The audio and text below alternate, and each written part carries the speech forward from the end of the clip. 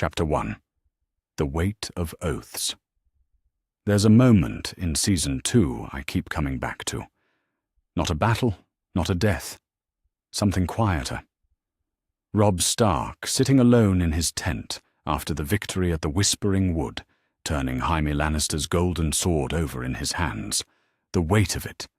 The way the candlelight catches the pommel. And the look on his face. Not triumph, not satisfaction. Something more complicated. The weight of what comes next. What if Robb had never met Talisa Mergaya? What if, in this moment of holding his enemy's sword, he'd made a different choice about what honor meant?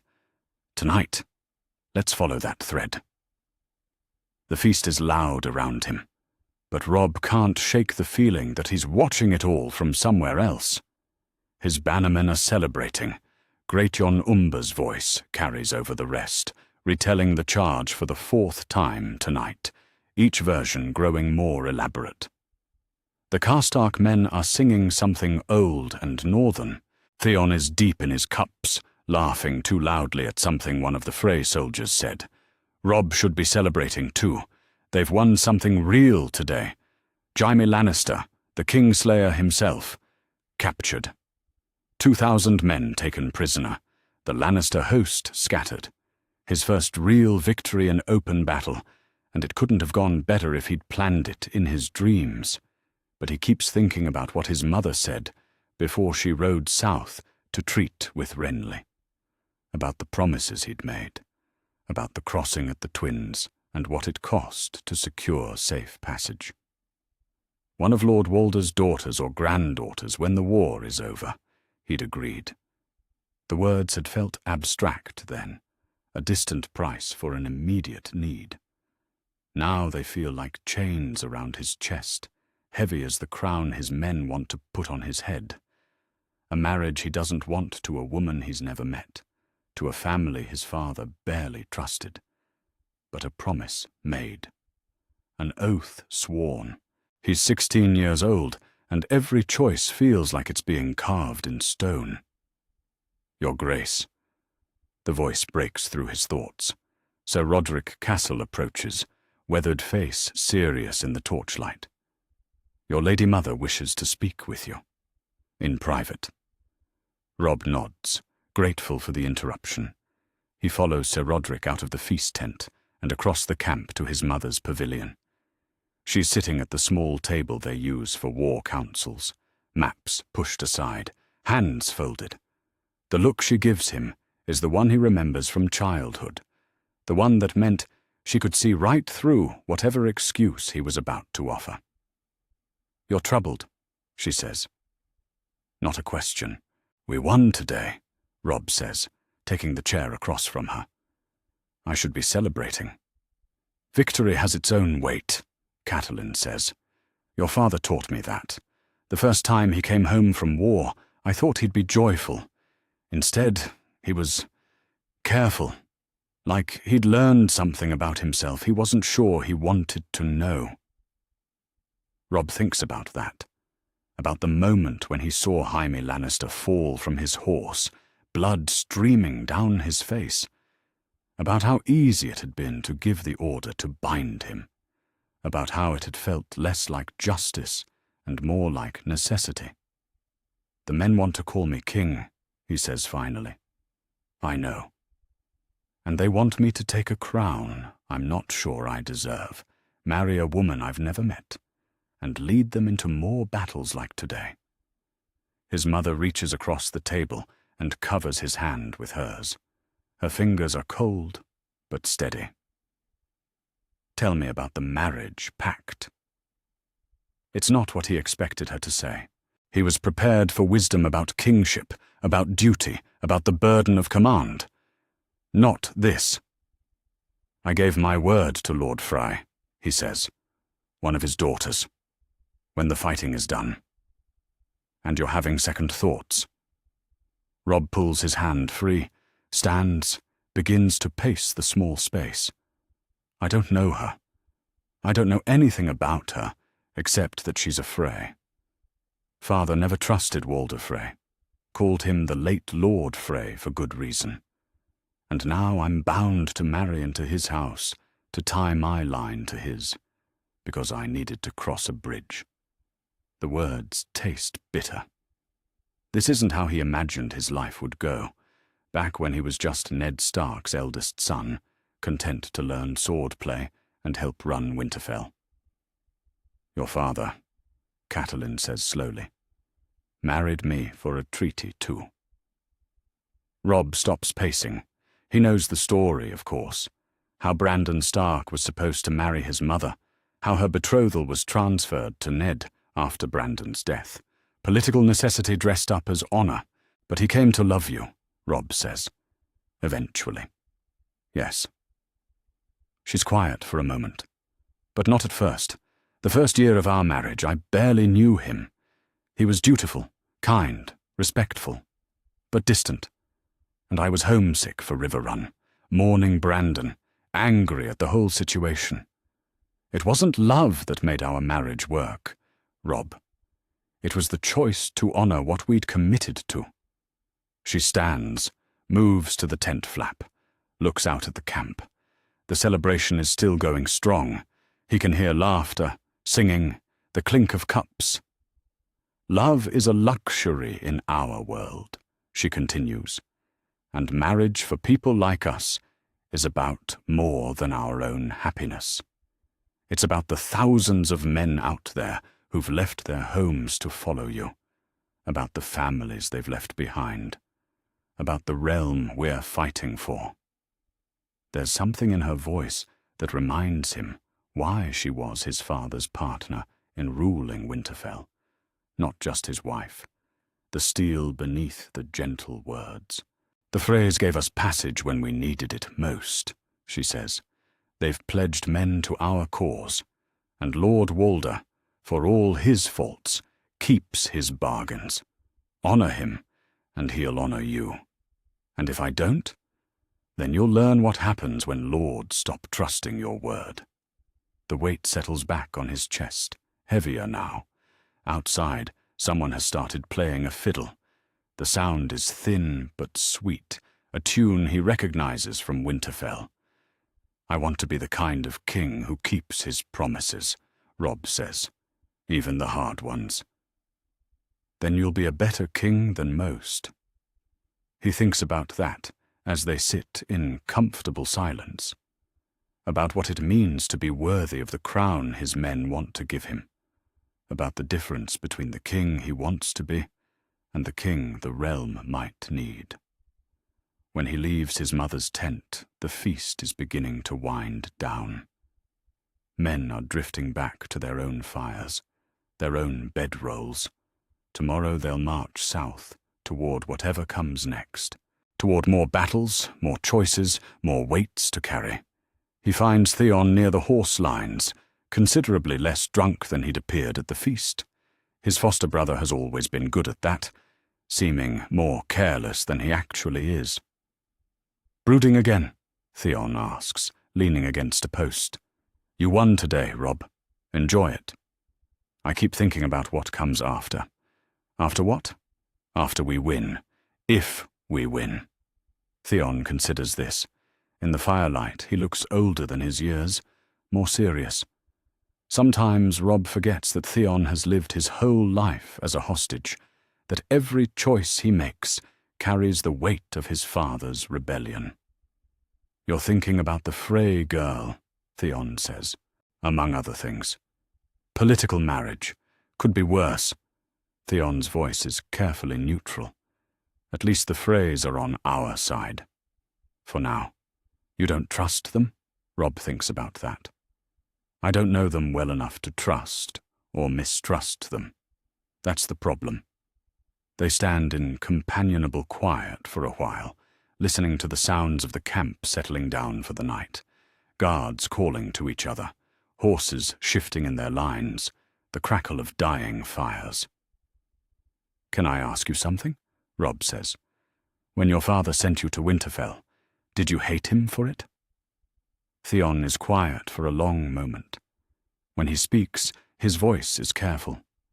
At first. but I came to understand it was the only choice he could make. The price of his rebellion, just like this marriage, is the price of your war. And that makes it easier. It makes it necessary. Easier is not the point. Back in his own tent, Robb sits at the small table where he conducts his daily business.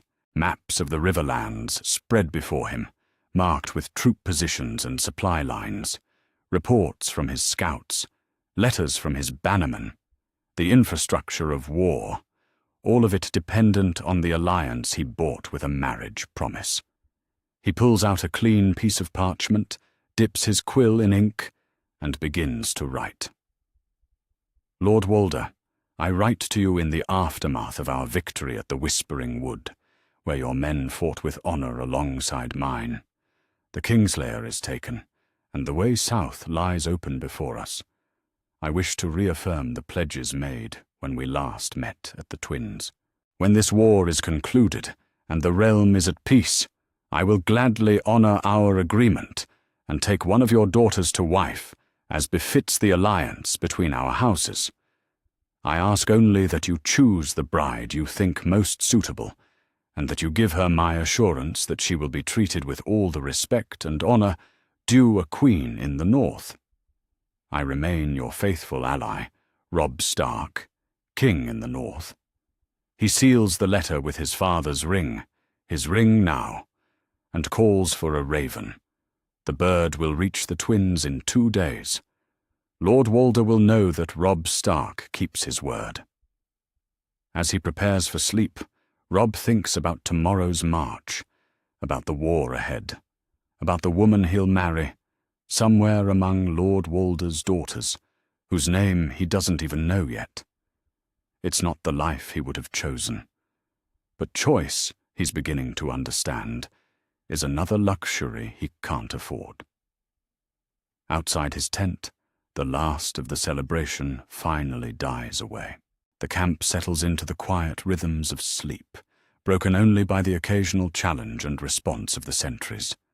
Men dreaming of home, of victory, of the families they left behind. And in the quiet, Robb makes a promise to himself.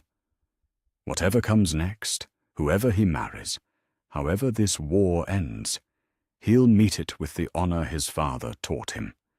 He'll be worthy of the crown they want to put on his head, worthy of the men who've chosen to follow him, even if it costs him everything he wanted for himself. The letter will fly south tomorrow, carrying with it the weight of an oath honored, and perhaps, if he's very lucky, the foundation of something better than the war they're all fighting, something worth the price he's already paid. Chapter 2. The Crossing Revisited. The bannerman's banner hangs limp in the still air as Robb's party approaches the Twins. 300 men, but not an army this time. A king's retinue, careful and deliberate, crossing the same bridge where he once knelt to beg passage. The irony isn't lost on him. 6 months ago, he was Ned Stark's son, desperate for safe crossing. Now he returns as a crowned king, coming to honor a promise. There's something different in how the Frey guards look at him now. Still wary, but respectful. Word has spread of his victories, Oxcross, the Crag, the scattering of Stafford Lannister's host. They know they're looking at someone who wins battles. But winning battles and winning this negotiation are different kinds of warfare. Lord Walder Frey receives him in the same hall where they first met, but the dynamic has shifted entirely. The old lord sits in his chair, but he's not lounging anymore. He's alert, watching Robb with eyes that calculate and measure. There's something almost like approval in his expression when Robb approaches without ceremony, without the pageantry other kings might demand. "Your Grace," Walder says, and the title sounds genuine rather than mocking. "You've grown into your crown since last we met." "Lord Walder." Robb inclines his head respectfully. "Thank you for receiving me." Receiving you?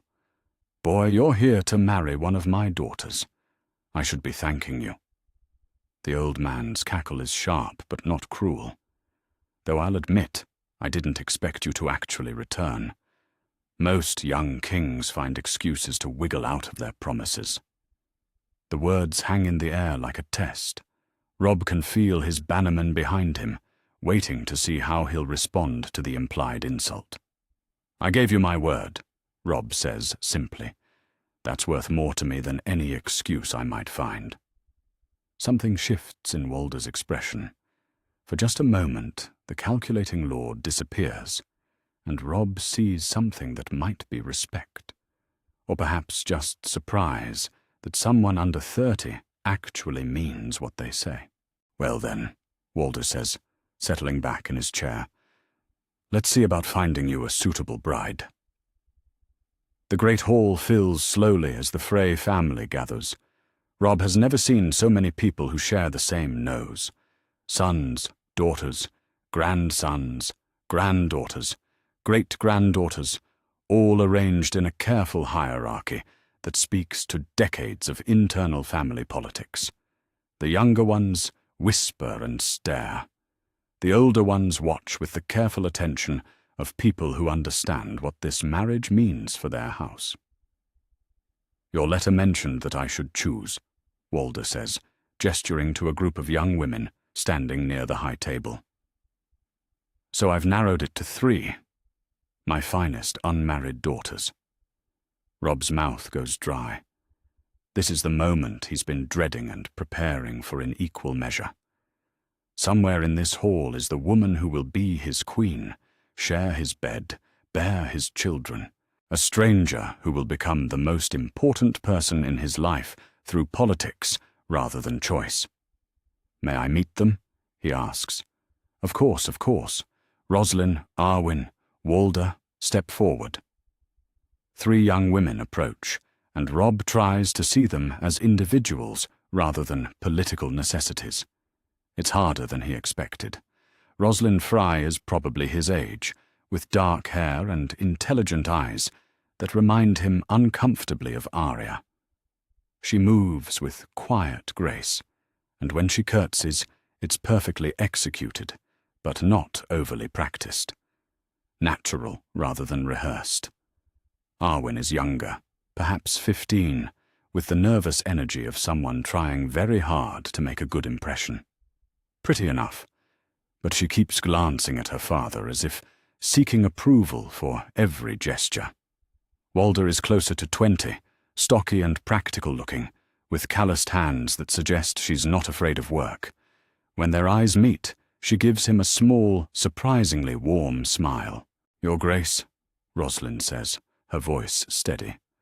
"We're honored by your presence." There's something in how she says it that suggests she means it, that this isn't just courtly politeness. Robb finds himself studying her face, looking for clues to the person behind the careful manners. "The honor is mine, my lady," he replies.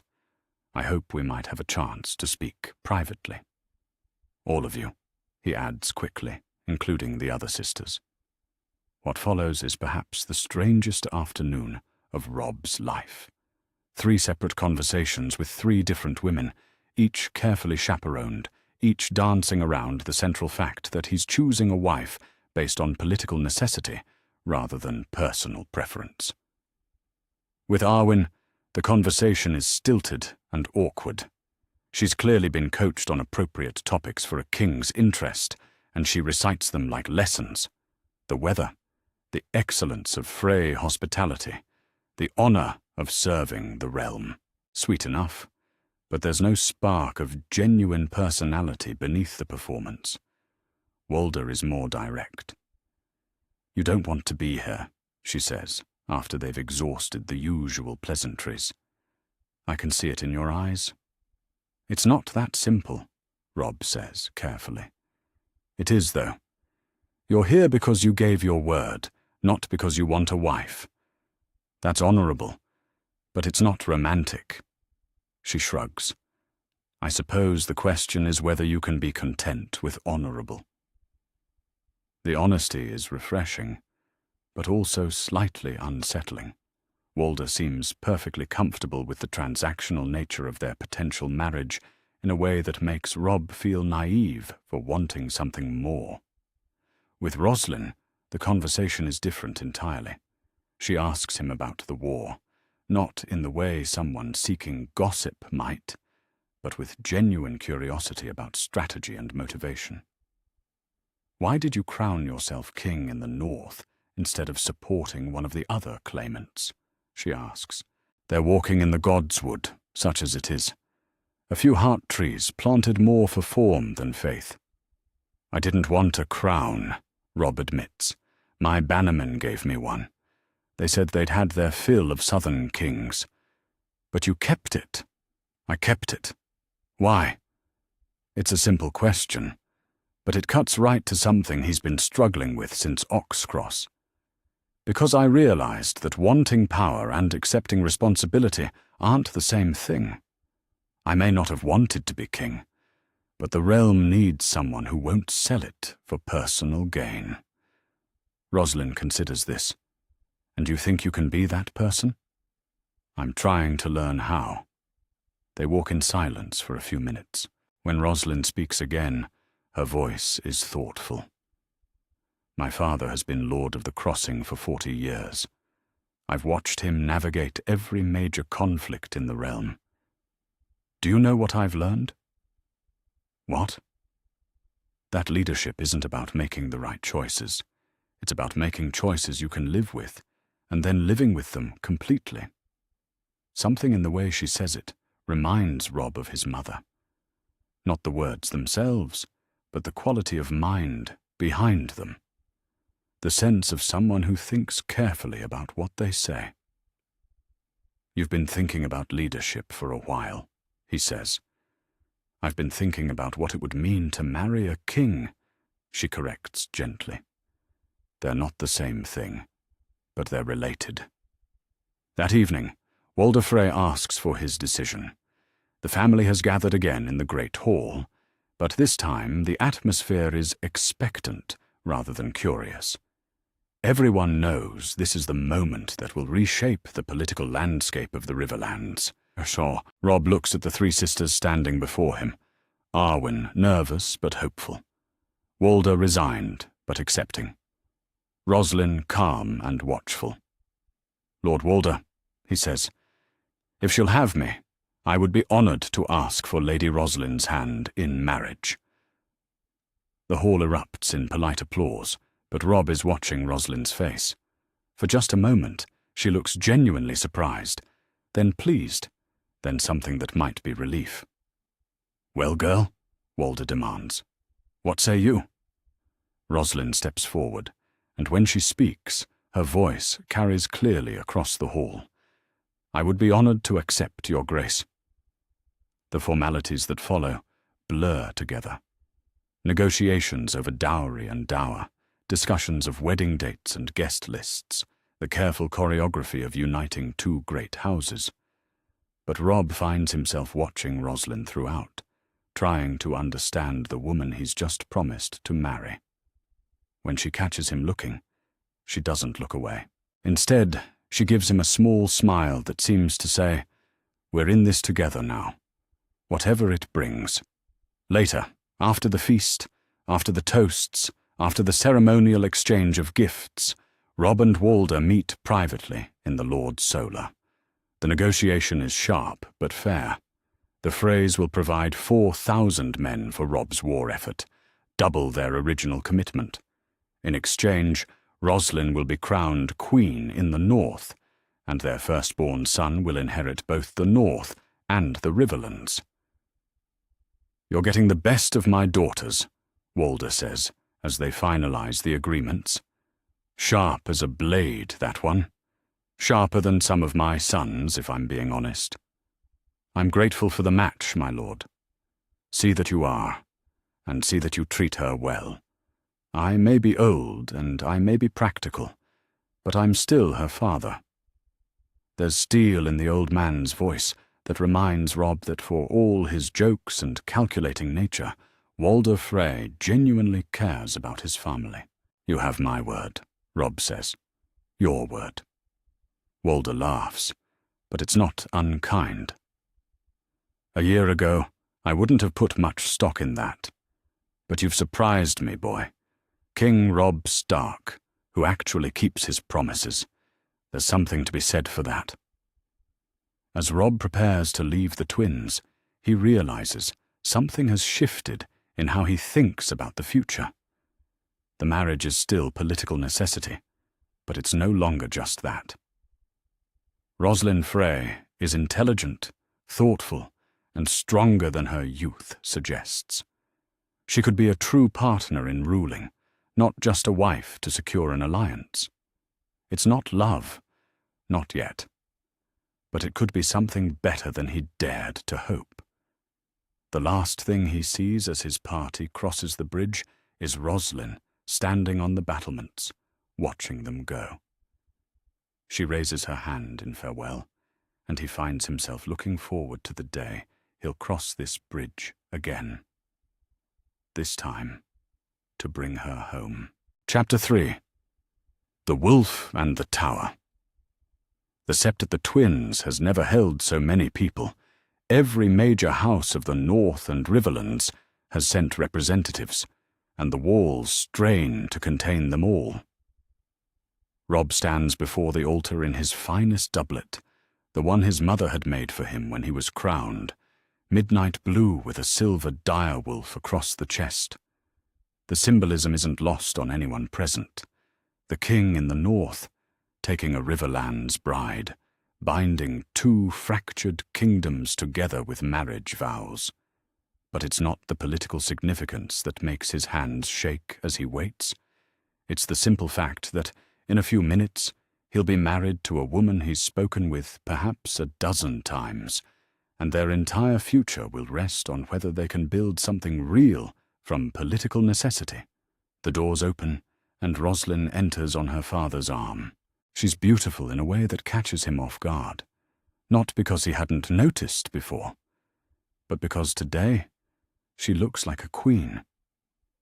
The gown is ivory silk with silver threads that catch the light, and her dark hair is braided with small white flowers.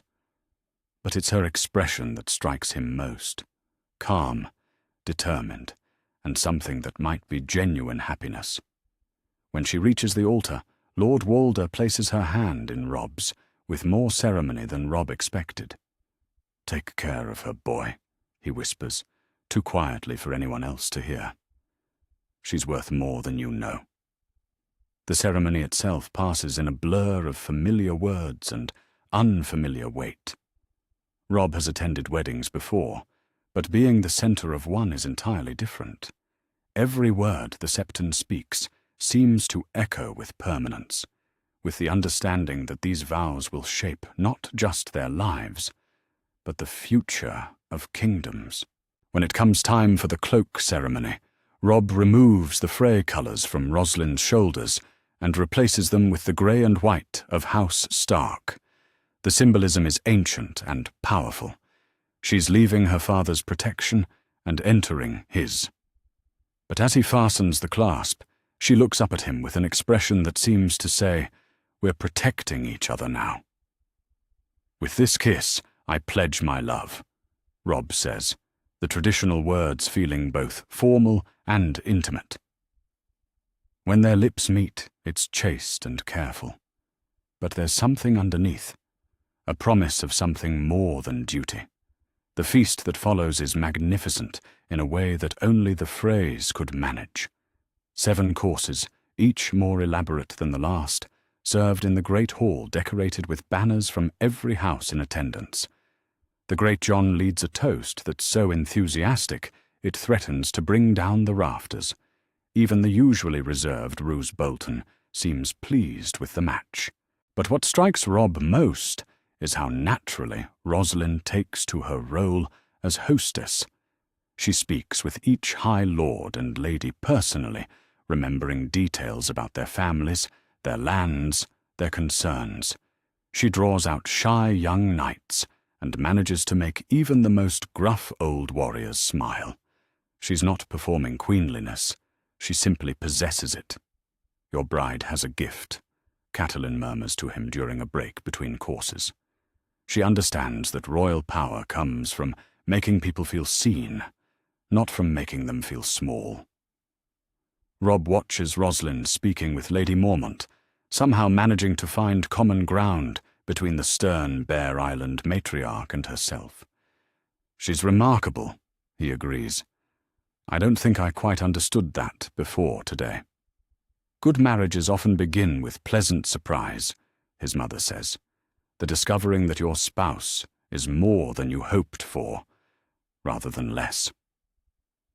When the time comes for the speeches, Robb stands to address the gathered lords. It's a moment he's been planning for weeks. But now that it's here, the words feel inadequate for what he wants to convey.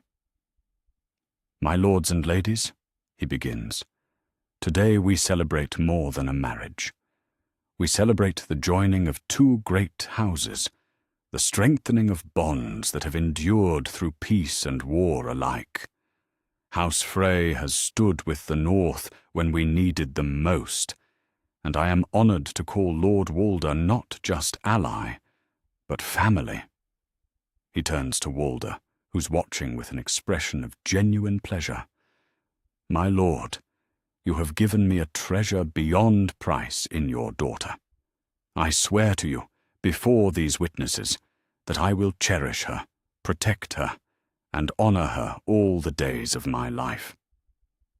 The applause is thunderous, but it's Walder's small nod of approval that matters most to Robb. When he sits back down, Rosalind leans close enough that only he can hear her.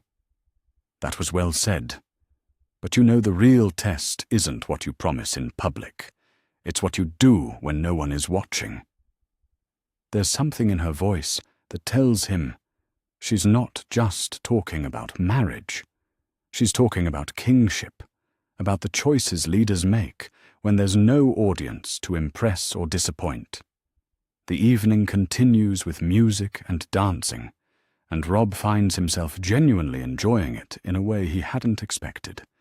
When he and Rosalind dance together for the first time, as husband and wife, the conversation flows easily.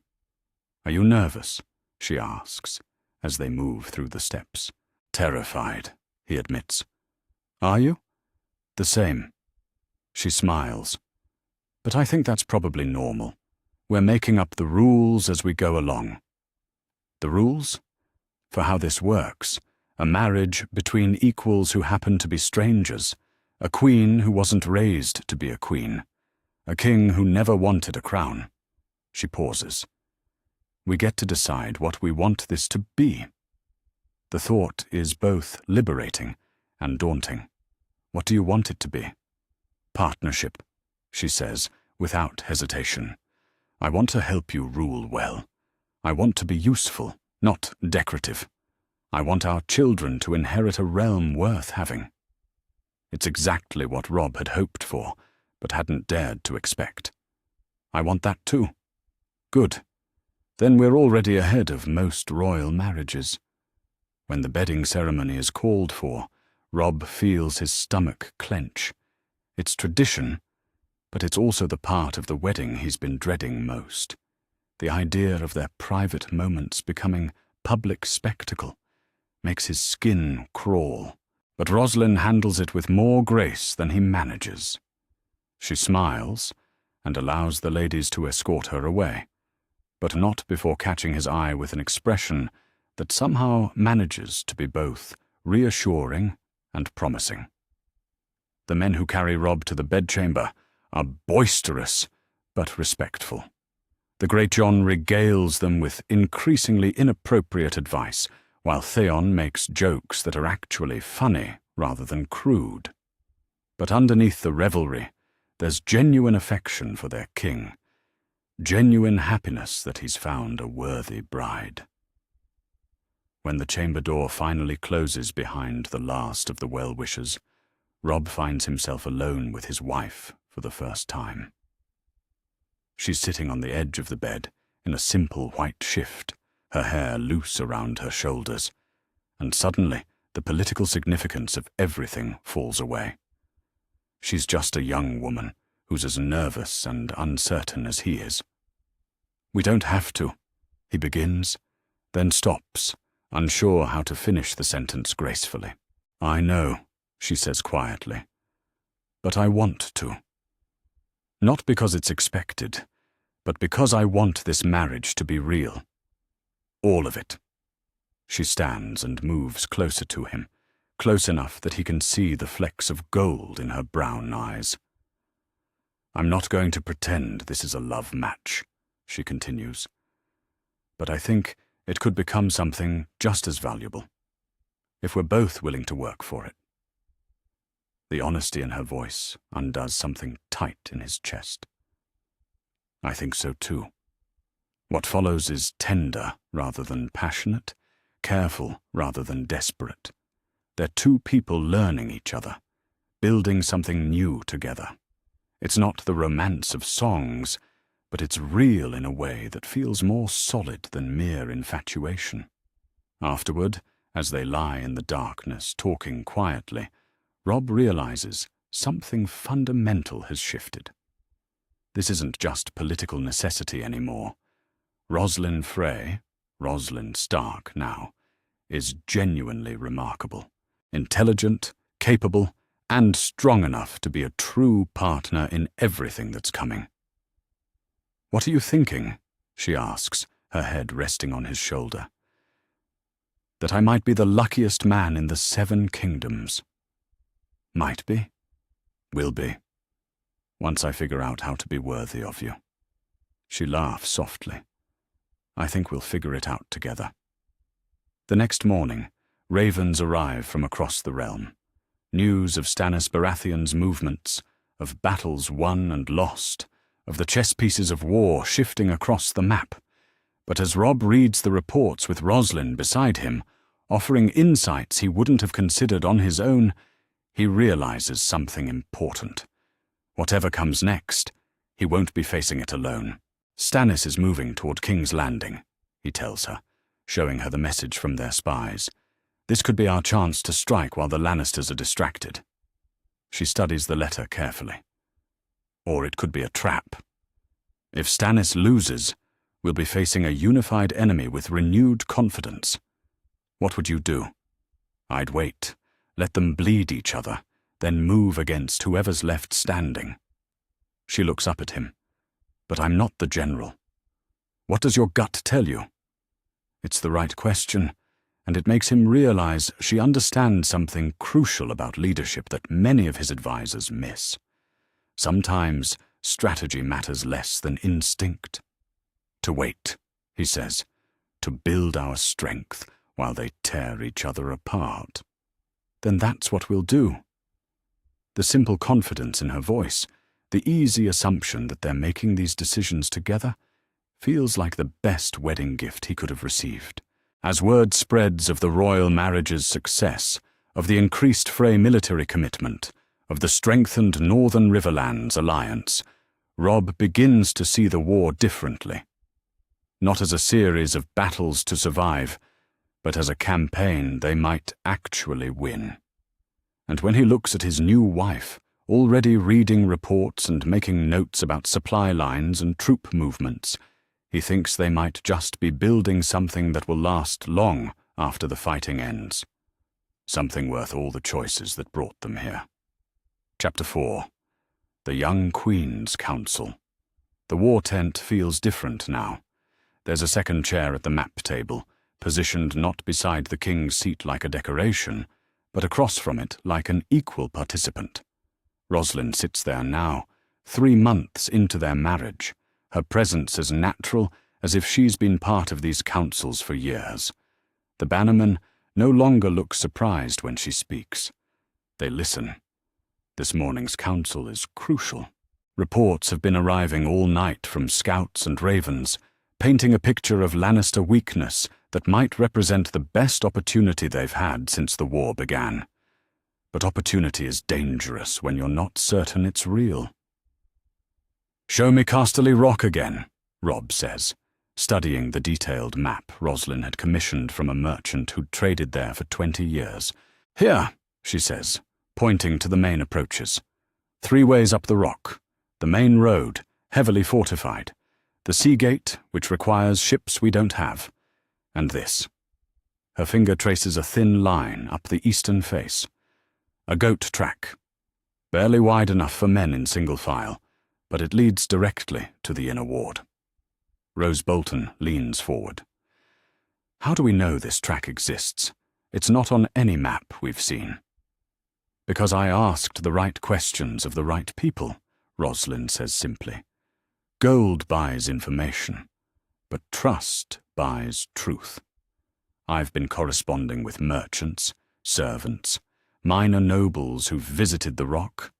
People notice things when you ask them what they noticed, rather than demanding what you want to hear. The Great John grunts approval. Clever lass. What else have your letters told you?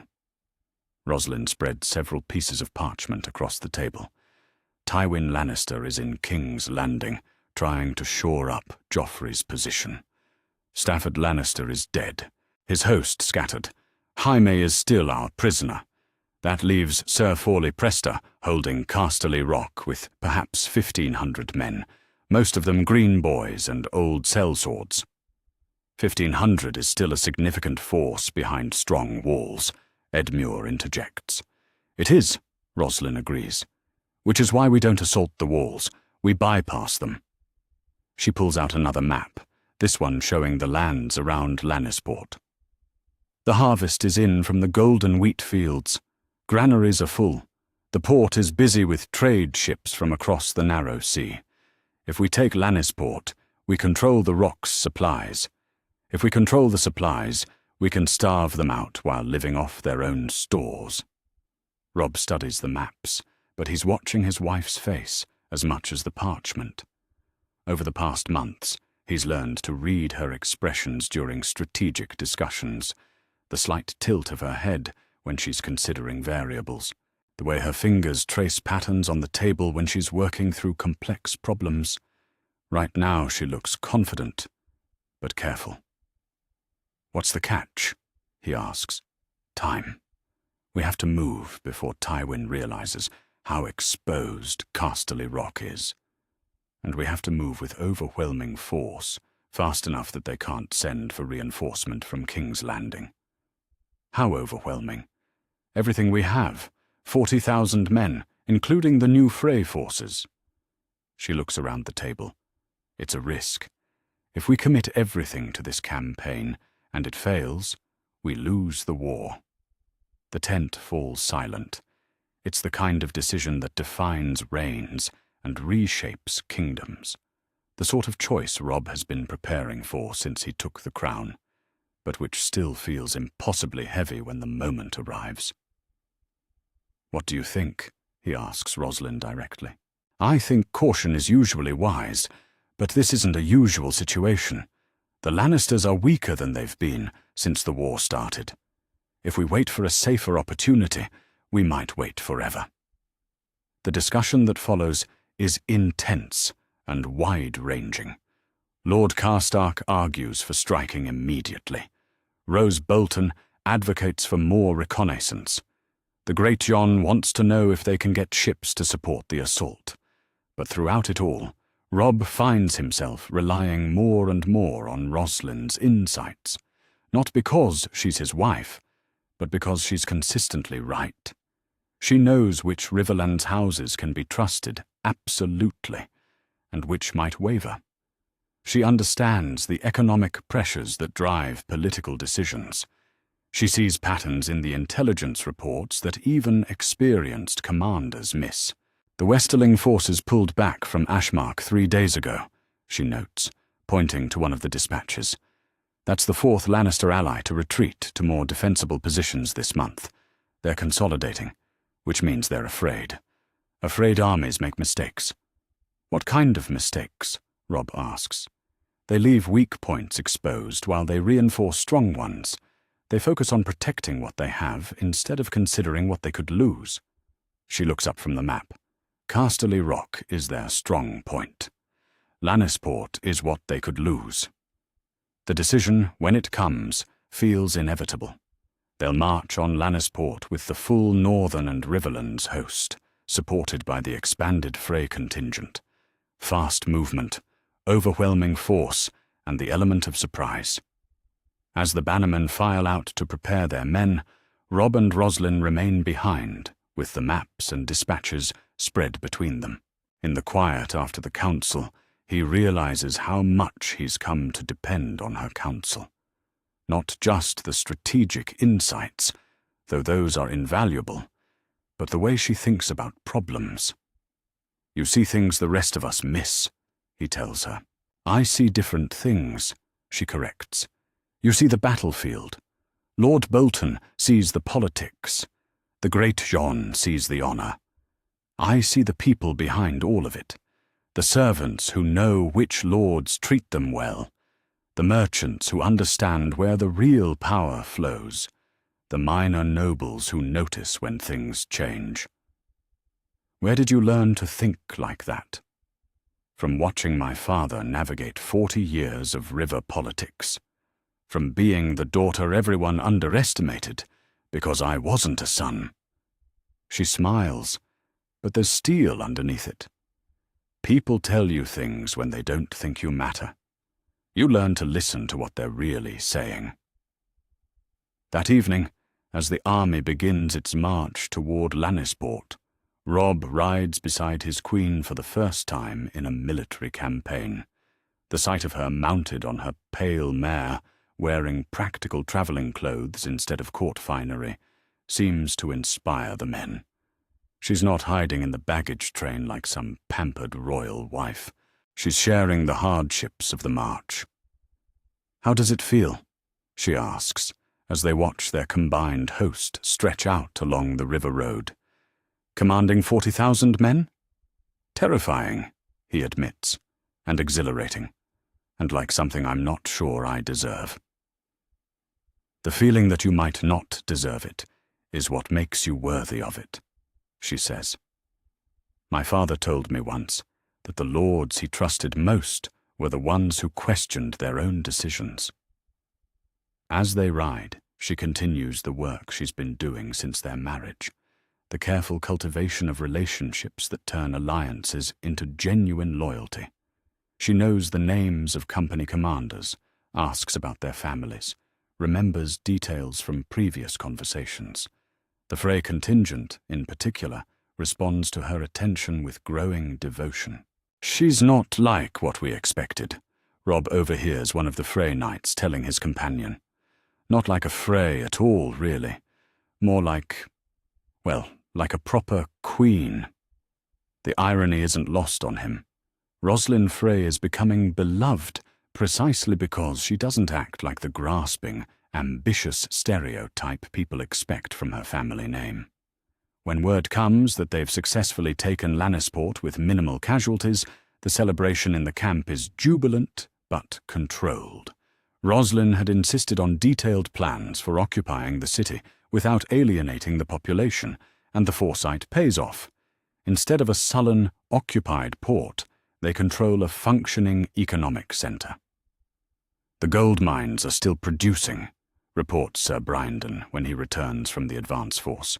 "The harbor's intact, and we've captured enough supplies to feed the army for months." "What about Casterly Rock itself?" Robb asks. "Still holding out, but not for long. They're completely cut off now. Sir Forley sent a raven asking for terms." Roslin looks up from the letter she's been composing. "What kind of terms?" "Honorable surrender. Safe passage for the garrison. Protection for the non-combatants." "Give it to them," she says immediately. "We've won. Be generous in victory." Some of the commanders look surprised, but Robb understands the wisdom immediately. She's right. We want to be seen as liberators, not conquerors. Grant the terms.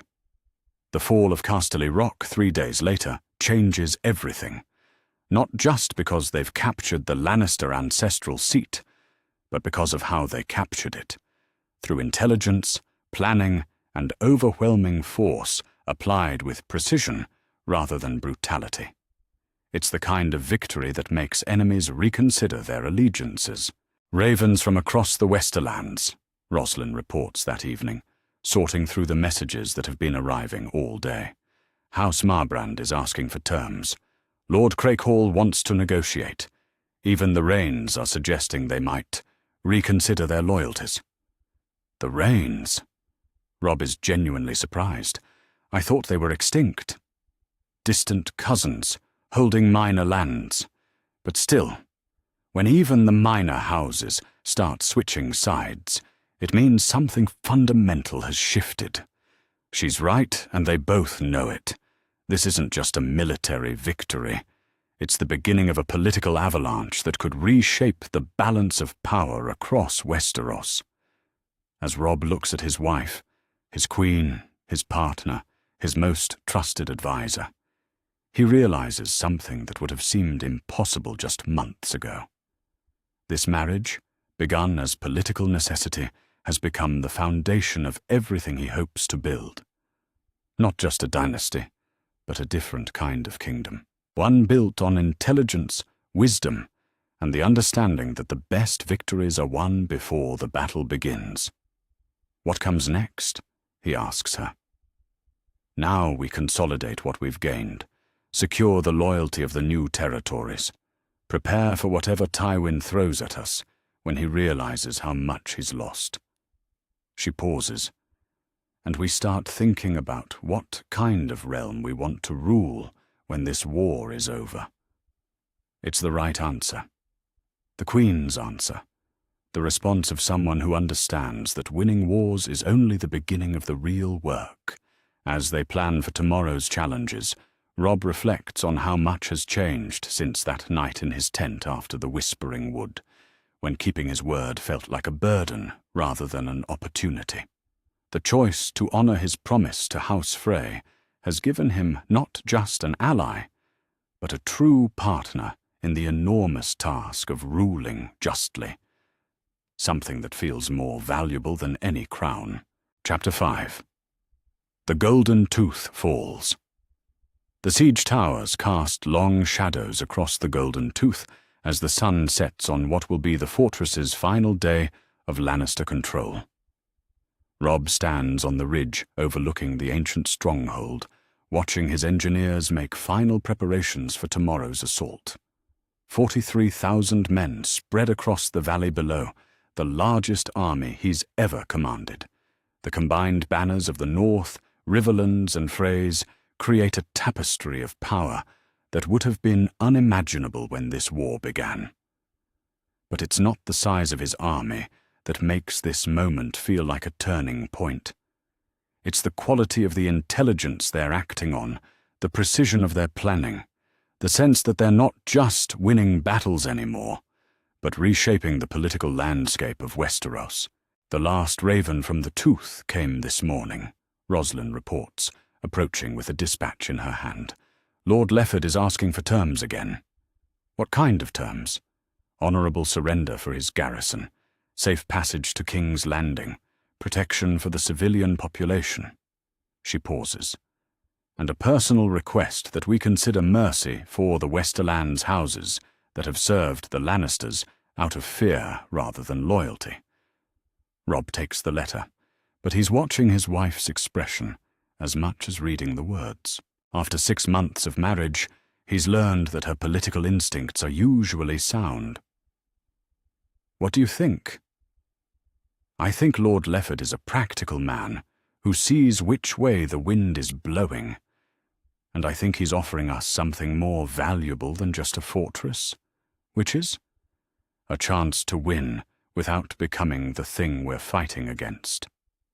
They walk together along the ridge, reviewing the siege preparations while discussing the broader implications of victory here. The Golden Tooth isn't just another castle to capture. It's the gateway to the Westerlands, the final barrier between Robb's forces and the heartland of Lannister power. But more importantly, it's a symbol, the place where Tywin Lannister himself has made his stand. Reports from our scouts? Robb asks. Tywin's host is 3 miles east, moving toward us, but slowly. Roslin spreads a detailed map on the camp table they've set up. He's got perhaps 25,000 men. Good troops, but they've been marching hard from King's Landing. They're tired, undersupplied, and fighting on ground they don't know as well as we do. He's coming anyway. He has to. If he lets us take the Golden Tooth without a fight, every Westerlands house will know the Lannisters can't protect them. The political damage would be worse than the military loss. Robb studies the terrain between their position and Tywin's approaching army.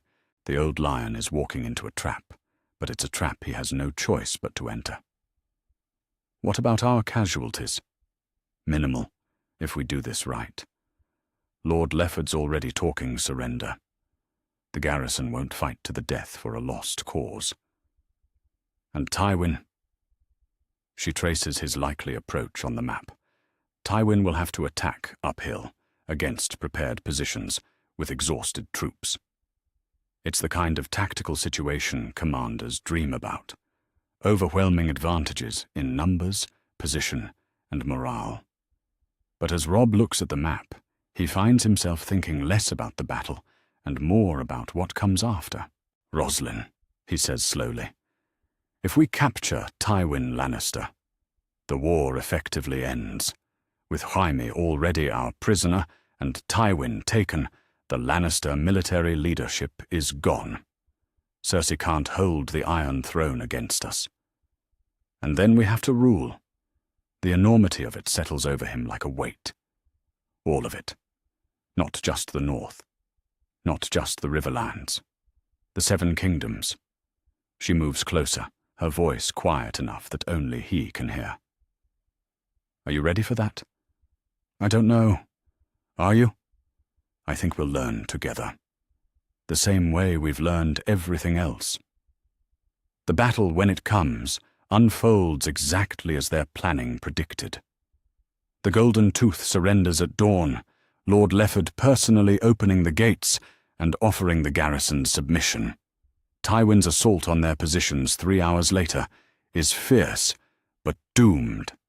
His men fight with the desperate courage of veterans, but courage can't overcome impossible odds. When Tywin Lannister himself is brought before Robb in chains, the old lion looks every one of his 60 years, bloodied, exhausted, but still defiant. Still dangerous, even in defeat. King Robb, Tywin says, his voice carrying decades of authority despite his circumstances. You've won a battle. Don't mistake it for winning a war. Haven't I? Robb asks, genuinely curious. Your son is my prisoner. Your armies are scattered or surrendered. Your gold pays for my campaigns now. What exactly am I missing? The understanding that killing me will make you 100 enemies for every ally you gain. The wisdom to know that ruling is harder than conquering. The experience to distinguish between submission and loyalty. There's steel in the old man's voice that reminds Robb why Tywin Lannister dominated Westerosi politics for 40 years. Even beaten, even captive, he's still formidable. But it's Roslin who responds, her tone respectful but firm. Lord Tywin, we're not planning to kill you. We're planning to offer you the same terms we've offered every other lord who's laid down their arms. Acknowledgement of King Robb's sovereignty in exchange for continued lordship of your lands. Tywin's eyes narrow as he studies her. The Frey girl. You've done well for yourself. I've done well for the realm, she corrects, as have you, in your way. Which is why your experience would be valuable in the peace we're building. It's a masterful response, acknowledging Tywin's achievements, while making clear that his relevance depends on cooperation rather than intimidation. Robb finds himself admiring both her diplomatic skill and her courage in facing down perhaps the most feared man in Westeros. The political earthquake begins almost immediately. Within days of Tywin's capture, ravens arrive from across the Westerlands. Houses that have served the Lannisters for generations, suddenly find reasons to declare for King Robb. Not all of them, but enough to fundamentally alter the balance of power. Lord Crackhall has opened his gates to our representatives, Roslin reports during their daily briefing. House Marbrand is offering to join our host with 1,000 men. Even the Lantels are sending envoys. What about the others? The houses that aren't switching sides? Mostly the ones with family connections to the royal court. Houses Swift, Serret, a few others. They're consolidating around Lannisport, but without Tywin's leadership and with most of their neighbors switching sides. She shrugs. They'll surrender or be reduced to irrelevance within the month. But it's the raven from King's Landing that changes everything. The message is brief but momentous. Stannis Baratheon has been defeated at the Blackwater. His fleet destroyed, his army scattered, his claim to the Iron Throne effectively ended. We're the only rebellion left, Robb says, reading the dispatch for the 3rd time. The only one with the strength to challenge Joffrey's crown. It's more than that, Roslin points out. With Stannis gone, we're not rebels anymore. We're the legitimate opposition. The houses that supported Robert's rebellion, but can't stomach Joffrey's rule, have nowhere else to go. She's right, and the implications are staggering. This isn't just a regional uprising anymore. They're positioned to claim the Iron Throne itself, to rule all 7 kingdoms. The boy who left Winterfell to save his father has become the most powerful man in Westeros. That evening, for the first time since leaving home, Robb writes to his sisters. Not the careful, guarded letters he's sent before, but something infused with real hope. Dearest Sansa and Arya, I write to you, as King of the North, the Riverlands, and now much of the Westerlands, with Tywin Lannister himself as my captive. The war that began with Father's imprisonment may soon end with your liberation. I know you have suffered more than any of us should have to bear. I know the pain of separation, the fear of uncertainty, the weight of being held by those who mean us harm. But hold on a little longer. Your brother is coming for you, and when he arrives, it will be with an army that cannot be denied. Sansa, your letters have been a light in the darkness of this campaign. Your strength, your grace, your refusal to be broken by those who would use you, these have inspired more courage in me than any battlefield victory. Soon you will stand beside me, as you were always meant to, as a Stark among Starks. Arya, wherever you are, whatever name you're using, know that I have never stopped looking for you. Never stopped believing you're alive, free, and causing trouble for our enemies in ways only you can manage. When we meet again, I expect you'll have stories that put my war tales to shame. The realm will be different when this is over. Better, I hope. The Queen you have not yet met is wise beyond her years and shares our commitment to justice. Together, we mean to build something worthy of Father's memory. All my love, your brother, Robb King in the North PS. Grey Wind is well and growing larger every day. He seems to know we're coming home soon. Sealing the letter, Robb realizes something fundamental has shifted in how he thinks about the future. For months, his focus has been on survival, on winning enough battles to keep his kingdom intact. Now he's planning for victory, for the enormous task of ruling wisely. "What are you thinking about?" Roslin asks, joining him by the window of their temporary quarters. "About how different this is from what I imagined when the war started. I thought I was fighting to free my father, then to avenge him. But we're building something entirely new. Something better? I hope so. I think so." He turns to face her. "Could you be happy as Queen of the Seven Kingdoms? It's a larger burden than either of us planned for." She considers the question seriously. I think I could be useful as Queen of the Seven Kingdoms, and usefulness is its own form of happiness. It's a practical answer, but there's warmth underneath it. The understanding that they've built something real together, something that can bear the weight of unexpected responsibility.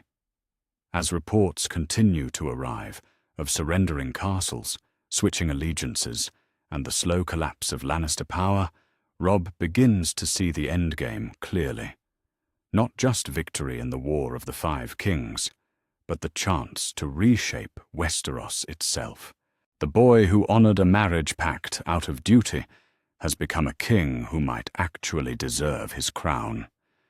And the girl who married for her family's advancement has become a queen whose counsel could help heal a fractured realm. Together, they're writing a different story than anyone expected when this war began. A story where keeping your word matters more than personal desire, where wisdom can triumph over tradition, where the future might actually be brighter than the past. The golden tooth has fallen. Tywin Lannister is captive, and the path to King's Landing lies open before them. But more than that, the path to something truly worth fighting for has finally become clear. Chapter 6. Love in Wartime. The first snowfall comes early this year, dusting the walls of Lannisport in white as Robb and Roslin walk the battlements in the quiet hour before dawn. 8 months of marriage, and this has become their ritual. These private moments, stolen from the endless demands of ruling a kingdom at war. No bannermen seeking audience, no ravens carrying urgent dispatches, no prisoners requiring judgment. Just the two of them, watching the world wake up beneath their protection. "I've been thinking about what you said," Roslin says, her breath visible in the cold air. "About building something that lasts." "Which part?" Robb asks, though he knows. They've had this conversation in pieces over the past weeks, threading it between council meetings and siege preparations. What kind of realm they want to leave their children, whether the kingdoms can truly be healed after so much bloodshed. How to transform conquest into justice. The part about peace, about what comes after we win. She leans against the stone, looking out over the harbor where their ships bob at anchor. "I keep wondering if we'll remember how to be at peace when the time comes." It's a question that's been haunting him, too. The rhythm of war has become so familiar. The daily briefings, the tactical decisions, the careful balance of diplomacy and force. Sometimes he forgets what Winterfell was like before the ravens came, before every choice carried the weight of thousands of lives. "Do you think we've changed too much?" he asks. "Not changed. Grown." She turns to face him, and in the early light he can see the woman she's become since their wedding. Still young, but carrying herself with the quiet authority of someone who's helped make decisions that reshape kingdoms. The question is whether we've grown into better people or just harder ones. It's the kind of insight that reminds him why her counsel has become so vital. Not just the political intelligence, though that's invaluable, but the way she sees past the immediate tactical concerns to the deeper questions of character and purpose. "I have something to tell you," she says, and something in her tone makes him give her his complete attention. "What is it?" "I'm with child." The words hit him like a physical force. For a moment, the war, the crown, the weight of kingdoms all disappear. There's just Robb Stark, barely 18 years old, learning he's going to be a father. "Are you certain?" "The Maester confirmed it yesterday. I wanted to be sure before—" She smiles, and it's the first time in months he's seen her look truly happy, rather than just satisfied with their progress. 7 moons, he thinks. A spring baby. Robb reaches for her hands, pulls her close. "How do you feel? Are you well?" Tired in the mornings, but well. Happy. She pauses. Terrified. Terrified. About bringing a child into this world, into this war. About what it means for them to be born with a crown waiting. Her voice catches slightly. About whether I'll be a good mother. He holds her then, really holds her, in a way that's become rare amid the constant press of royal duties. When they pull apart, he can see tears in her eyes. But they're not sad tears. You'll be extraordinary, he says, meaning it completely. Look what you've accomplished already. Look how you've helped heal the wounds between our houses, how you've guided our strategy, how you've made me a better king than I would have been alone. That's different. That's politics and war. This is... She places a hand over her still flat stomach. This is creating a person, teaching them to be worthy of what they'll inherit. They spend the rest of their walk talking about names, about nurseries, about the strange reality of planning for a future that feels both certain and impossibly distant. By the time they return to their chambers, the castle is stirring to life, and the demands of kingship reassert themselves. But throughout the day's councils and audiences, Robb finds his attention drifting to the woman beside him. Not just his queen anymore, not just his advisor and partner, but the mother of his child. The thought transforms everything, not just their personal relationship, but his understanding of what they're fighting for. The Reach houses are still uncommitted, Lord Tarley reports during the morning briefing.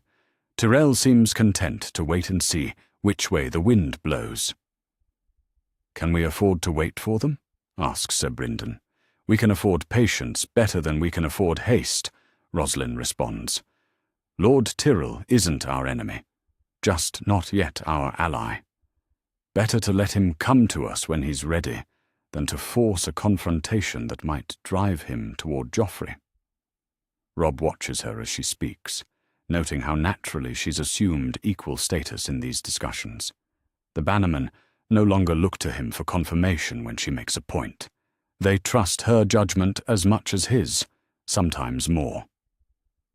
What about the Iron Islands? Robb asks. Any word from Theon? The silence that follows is answer enough. For months, ravens sent to Pike have gone unanswered. Theon Greyjoy, his foster brother, his friend, has vanished into the politics of his birth family in ways that feel increasingly ominous. We may have to consider the possibility that Lord Balon has chosen to support Joffrey, Rose Bolton says carefully. Or that he's playing his own game entirely, Roslin adds. The Iron Islands have never been fully integrated into the kingdom. This might be his chance to change that status. It's a sobering reminder that even their victories come with complications. But as Robb watches his wife navigate the complexities of multi-kingdom politics while carrying their child, he feels a surge of something he hasn't experienced since this war began. Genuine optimism about the future. That evening, they work together on the governance of their newly conquered territories. It's become their routine. The formal councils handle military matters, but the real work of building a kingdom happens in these private sessions, where they can speak freely about difficult decisions. House Marbrand is asking for confirmation of their lands and titles, Roslin reports, reviewing the stack of petitions that arrives daily. Lord Craighall wants assurance that his loyalty will be rewarded. The Lantels are requesting permission to trade with Braavos. What's your recommendation? Grant all of it, generously. She looks up from the documents. We need these houses to feel like they chose the winning side, not like they were conquered.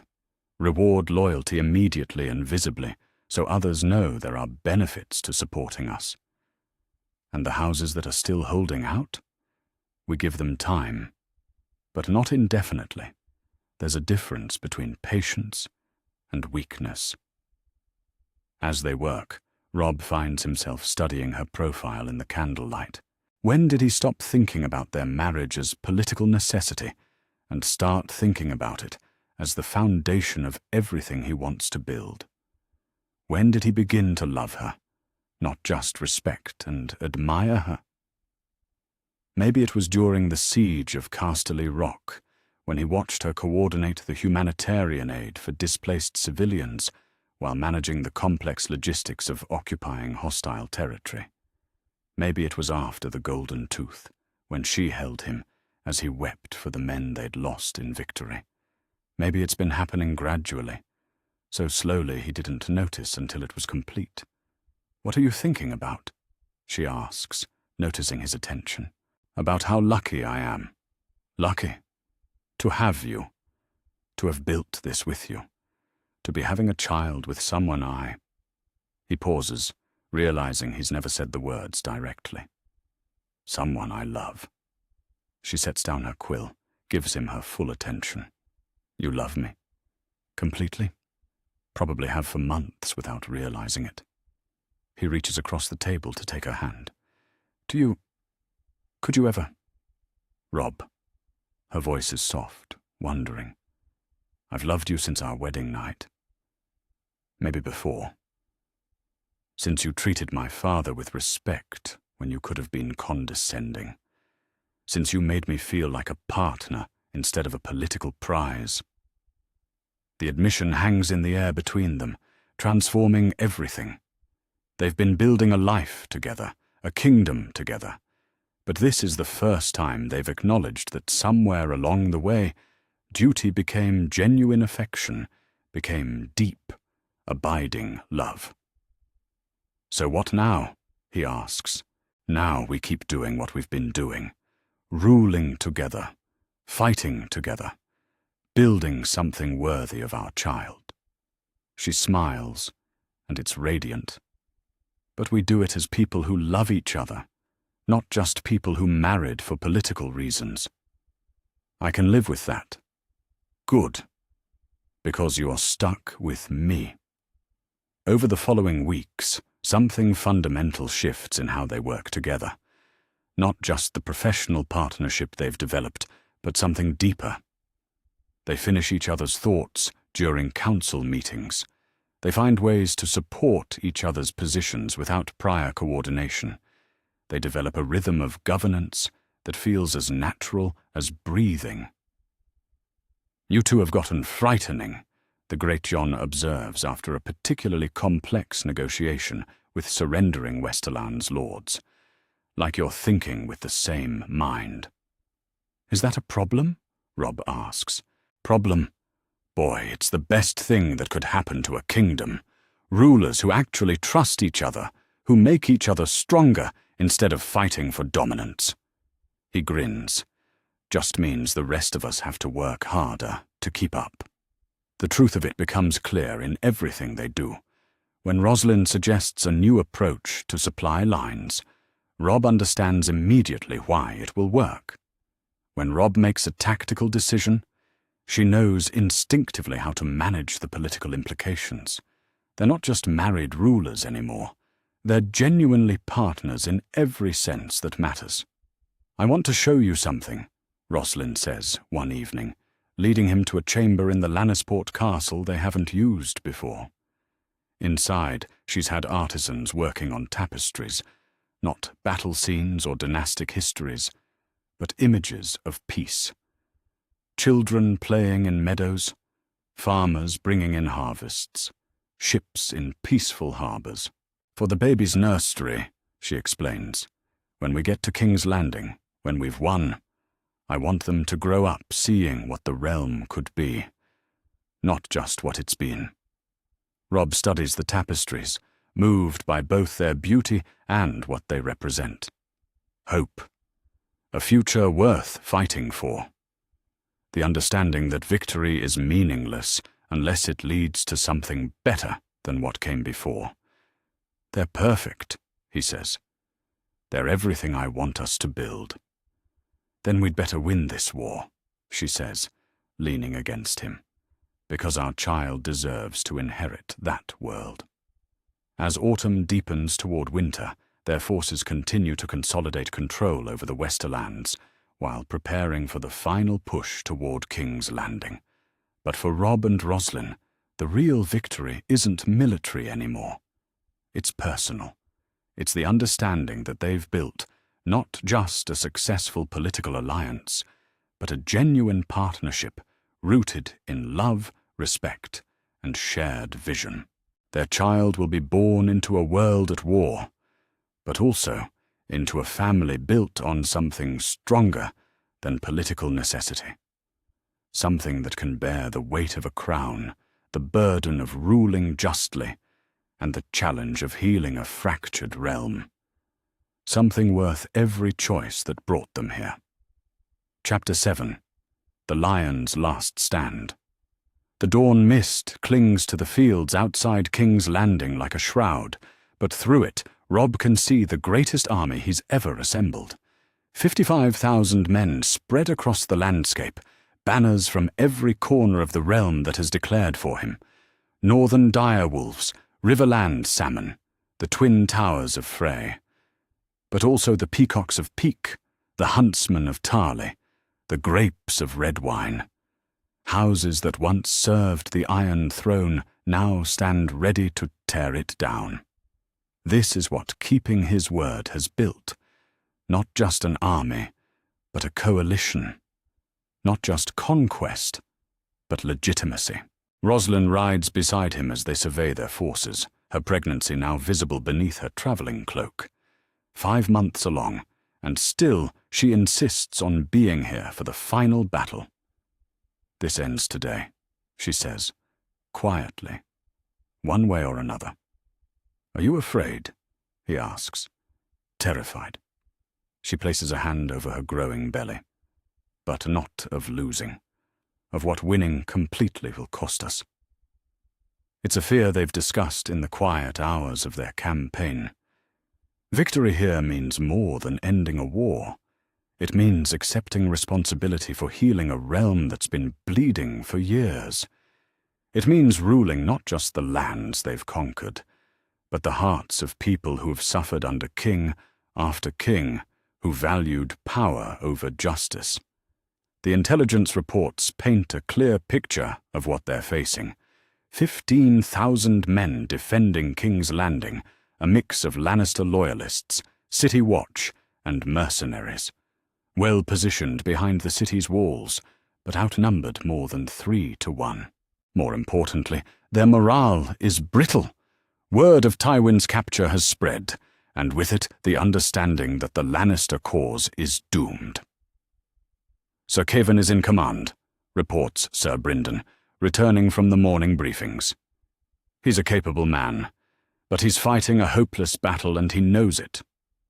Will he surrender? Robb asks. Not while Cersei and Joffrey are alive. Lannister honor, such as it is. Roslin studies the reports with the analytical eye she's developed over months of campaign planning. The real question isn't whether we can take the city. It's whether we can take it without destroying what we came to save. She's right, as usual. Sansa and Arya are somewhere beyond those walls, along with hundreds of thousands of innocent civilians who've committed no crime except living in the wrong city during the wrong war. A brutal sack might be militarily expedient, but it would make Robb no better than the kings he's fought to replace. What do you propose? He asks her. Patience. We surround the city completely, cut off all supplies and wait. Hunger will do our work for us, with fewer casualties on both sides. That could take months. It could. Or it could take days, if we apply the right pressure in the right places. She spreads a detailed map of King's Landing across the campaign table. I've been corresponding with merchants inside the city. Food supplies are already running low. The small folk are growing restive. If we can convince the right people that surrender means mercy rather than slaughter, it's elegant strategy, the kind that wins wars through wisdom rather than just strength. But as Robb studies the map, He finds himself thinking about his sisters, about how long they've already been prisoners, about what each additional day of captivity might cost them. How long? He asks quietly. A fortnight. Perhaps less. Rosalind's voice is gentle, understanding. I know it's hard to wait when we're this close. But remember what we're building here. A reputation for mercy that will serve us for decades, the difference between being feared and being respected. The siege begins with methodical precision. Northern engineers construct siege works, while Riverland's cavalry patrol the roads, cutting off all escape routes. The Frey forces, largest of all their contingents, establish camps that effectively seal the city from the south. But perhaps most importantly, Rosalind's intelligence network goes to work inside the walls, spreading carefully crafted messages about the generous terms awaiting those who lay down their arms. Reports from inside the city, she tells him on the third day of the siege. Bread riots in Flea Bottom. 3 noble houses have already sent discreet messages asking about surrender terms. Even some of the city watch are wavering. And our family? Sansa is being held in the Red Keep, closely guarded but apparently unharmed. Arya. Rosalind hesitates. Arya is harder to locate. The reports are contradictory. It's what Robb feared. Sansa, valuable as a hostage and political symbol, would be kept safe and visible. But Arya, with her talent for escaping supervision and causing trouble, could be anywhere. Could be hurt, lost, or worse. We need to get word to them. Let them know we're coming. I'm working on it. The same networks that brought us intelligence can carry messages, but it takes time to arrange safely. As the siege continues, the political dimensions of their position become clearer. Ravens arrive daily from across the realm, from houses pledging loyalty, from foreign dignitaries seeking audience, from merchants wanting to establish trade relationships with the coming dynasty. The world is beginning to accept that Robb Stark will be the next king of the Seven Kingdoms. But it's a letter from an unexpected source that changes everything. Sir Kevan Lannister himself requesting a meeting under a banner of truce. He wants to discuss terms, Robb tells his war council. It could be a trap, warns Rose Bolton. It could be surrender, counters the Great John. Man knows when he's beat. Rosalind studies the letter carefully. The tone is resigned, not defiant. I think he's genuinely ready to negotiate. The meeting takes place in a pavilion erected between the armies, with representatives from both sides maintaining careful distance. Sir Kevan looks older than his years, grey-bearded and weary, but when he speaks, his voice carries the authority of decades in service to House Lannister. Your Grace, he begins, the title carrying real respect. I come to discuss the surrender of King's Landing. I'm listening. The city cannot hold. We both know it. The question is what terms you'll grant to those who lay down their arms. Robb looks to Rosalind, who nods slightly. They've discussed this scenario extensively. Safe passage for all who wish to leave. Pardons for those who swear new oaths of loyalty.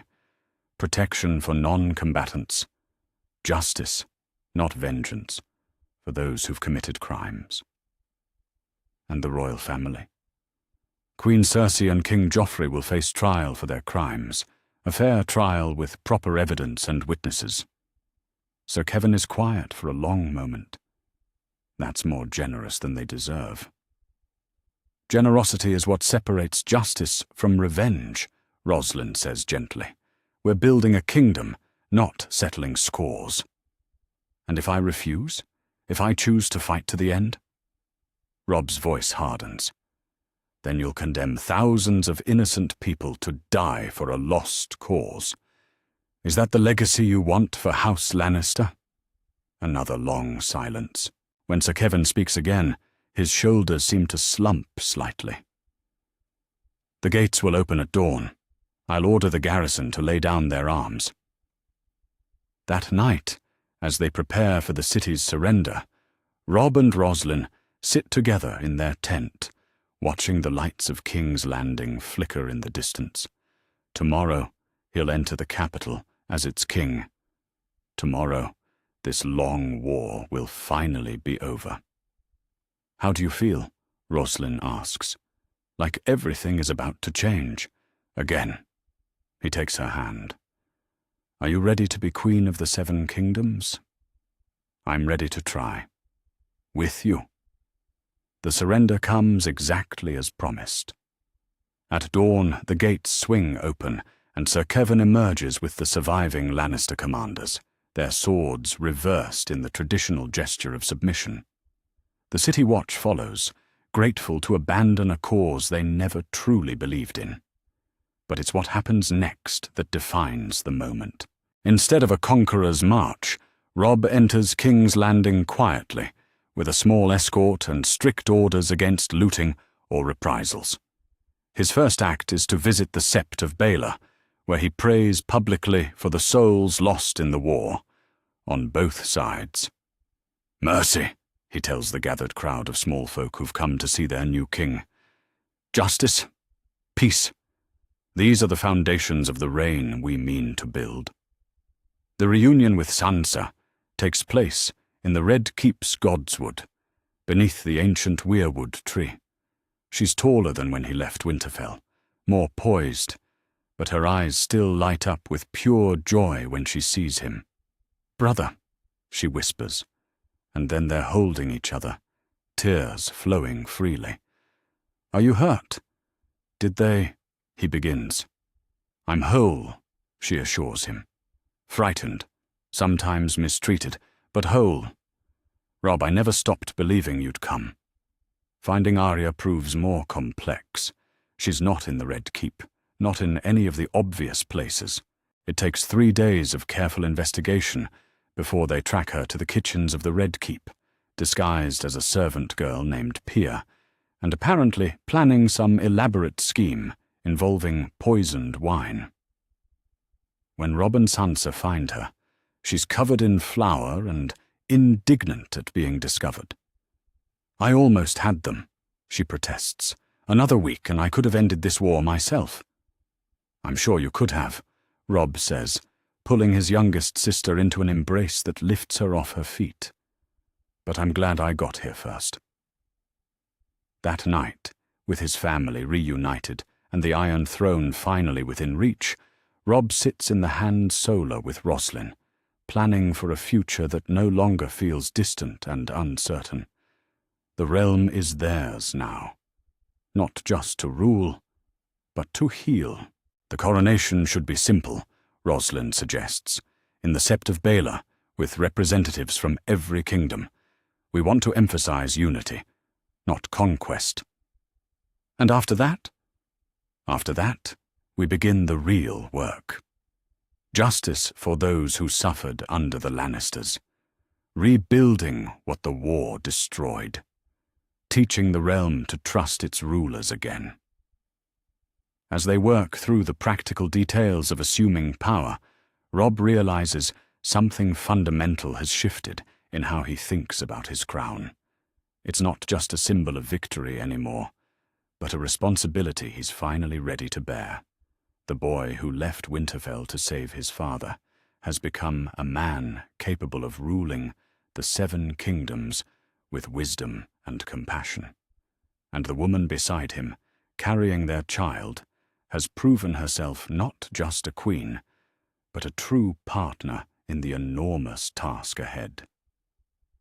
Together, they've won more than a war. They've earned the chance to build something better. The Lions have made their last stand, and what rises from their defeat isn't just another dynasty hungry for power. It's the possibility of a realm ruled with honor, guided by love, and dedicated to justice. The kind of kingdom worth the price they've all paid to create it. Chapter 8. Crown of the North and South. The great Sept of Baelor has never held so many people. Lords and ladies from every kingdom of Westeros pack the ancient hall, their banners creating a tapestry of allegiance that would have seemed impossible just months ago. Northern wolves rest beside reach roses, Riverland's fish swim alongside Dornish suns, and even the Martell spear stands among the assembled nobility. The sight fills Robb with something that feels larger than pride, a sense of completion, of promises kept and oaths honored. He stands before the High Septon in the same blue and silver doublet he wore for his wedding. But today it carries different symbolism. Today it represents not just House Stark, but the union of all the realms under one crown. Beside him, Roslin glows in cloth of silver and pearls, her pregnancy now unmistakable at 6 months. The future queen, carrying the future heir, witnessing the birth of a new dynasty. "Who comes before the 7 to be crowned?" the High Septon intones, his voice carrying to every corner of the sept. "Robb of House Stark," responds Sir Brynden, speaking as Robb's herald. First of his name, King of the Andals, the Rhoynar, and the First Men, Lord of the 7 Kingdoms and Protector of the Realm. The words echo in the vast space, but Robb finds himself thinking about how they would have sounded to his father. Ned Stark, who served Robert Baratheon loyally for 15 years, who died because he tried to do the right thing rather than the expedient thing. Would he be proud of his son wearing a crown he never sought? Or would he worry about the burden it represents? "Do you solemnly swear to govern the people of the 7 Kingdoms according to their respective laws and customs?" "I solemnly swear so to do." "Will you, to your power, cause law and justice, in mercy, to be executed in all your judgments?" Robb's eyes find his sisters in the front row. Sansa, restored to her rightful place as a princess of the realm, watches with tears in her eyes. Arya, still uncomfortable in court dress but present nonetheless, gives him an encouraging nod. This is what he fought for, not power for its own sake, but the ability to protect the people he loves and create a realm where justice matters more than politics. "I will." "Will you maintain the laws of the 7 and the faith of the realm?" "All this I promise to do." The High Septon lifts the crown, not the iron circlet of Aegon the Conqueror, which was lost when the Red Keep's throne room burned during the siege, but a new one, simpler, more elegant, wrought of gold and silver with 7 gems representing the unity of the kingdoms. Roslin had commissioned it from the finest smiths in King's Landing, and its design speaks to the kind of reign they hope to establish. Beautiful, but not ostentatious. Powerful, but not oppressive. By the authority of the 7 who are one, I crown you Robb, first of his name, King of the 7 Kingdoms. The weight of the crown settling on his head feels both heavier and lighter than Robb expected. Heavier because of what it represents, the responsibility for millions of lives, the burden of ruling justly, the challenge of healing a realm torn apart by years of war. Lighter because it no longer feels like something he's unworthy of carrying. The boy who left Winterfell has become a man capable of wearing it with honor. "Long live the king!" the cry goes up, echoing from thousands of throats throughout the sept and the crowds gathered outside. Long live King Robb! But the moment that truly matters comes next. Roslin steps forward, and the High Septon places a smaller, more delicate crown on her head, silver worked with pearls and sapphires, designed to complement rather than compete with her husband's.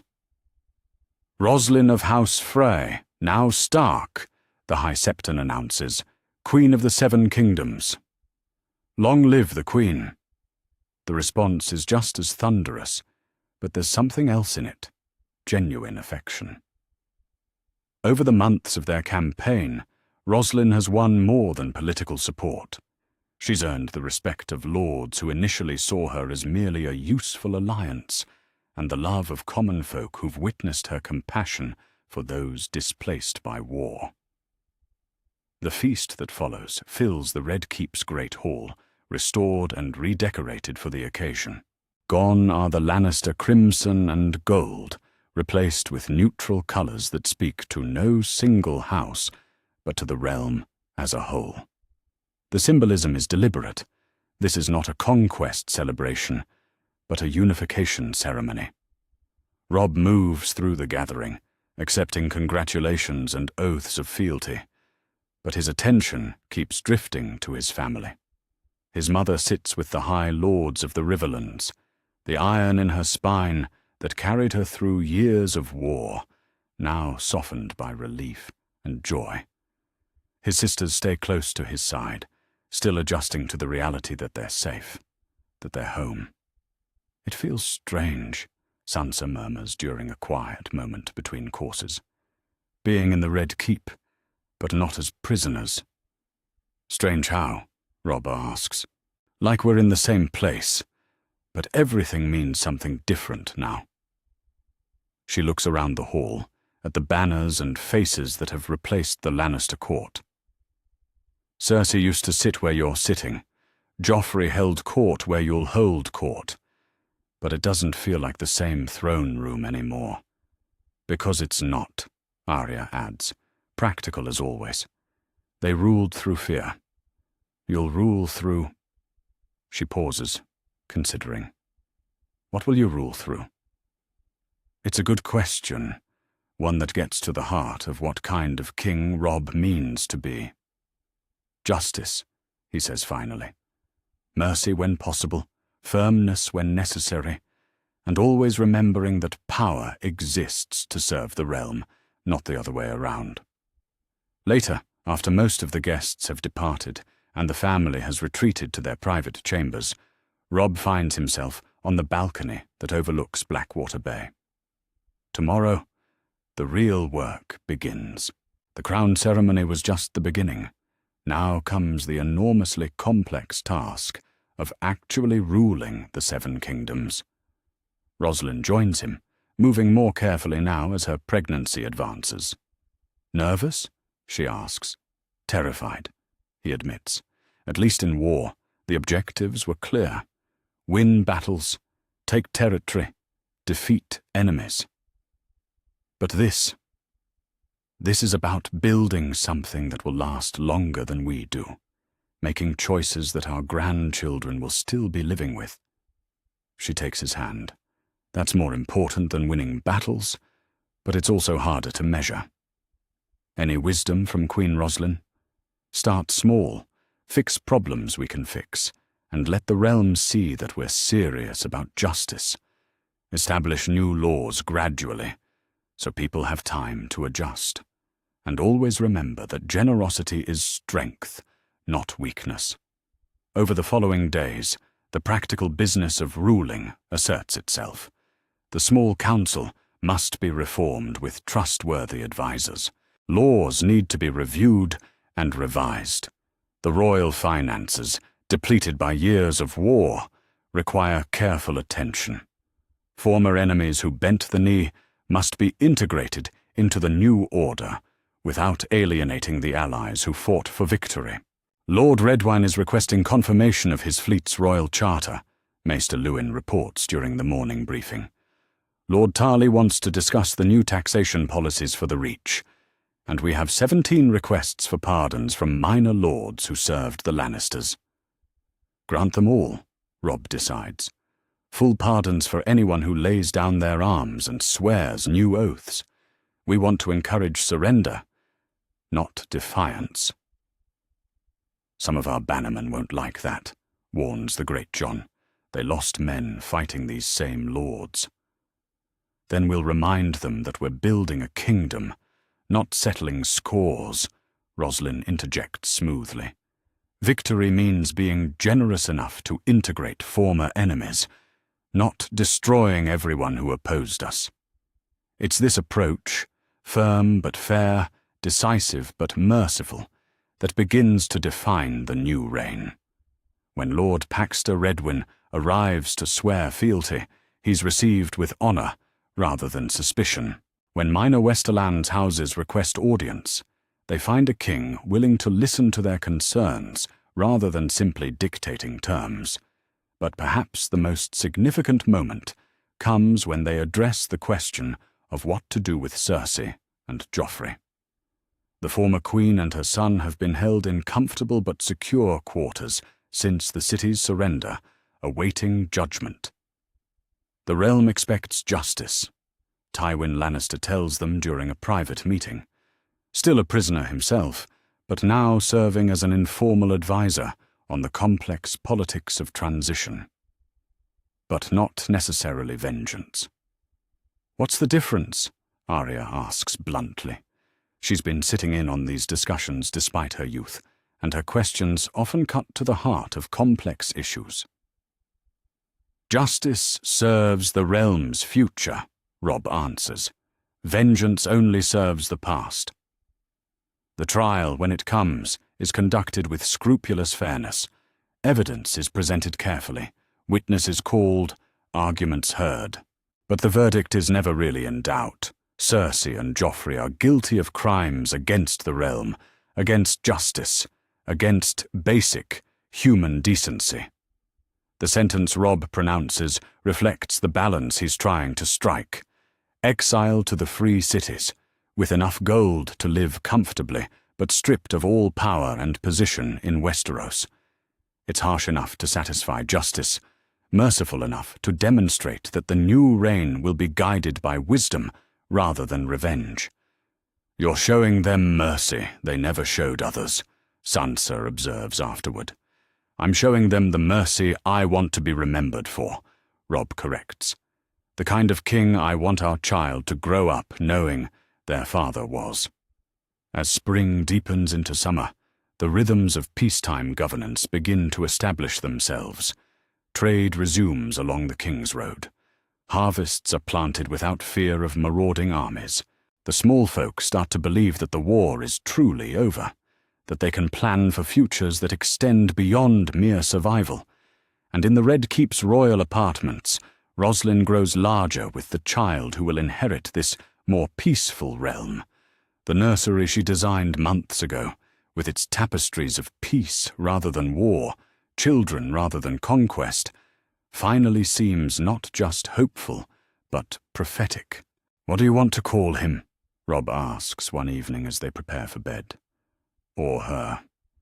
"Something that honors the past but looks to the future," Roslyn replies, settling carefully beside him.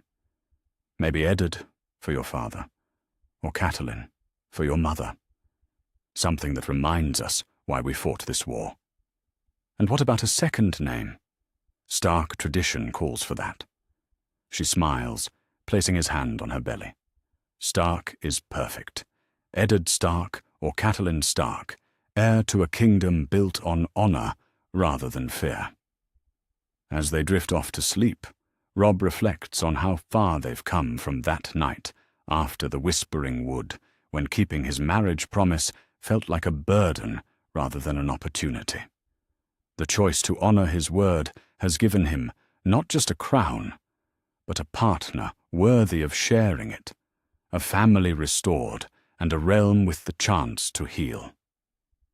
The boy who left Winterfell to save his father has become a king who might actually be worthy of his crown.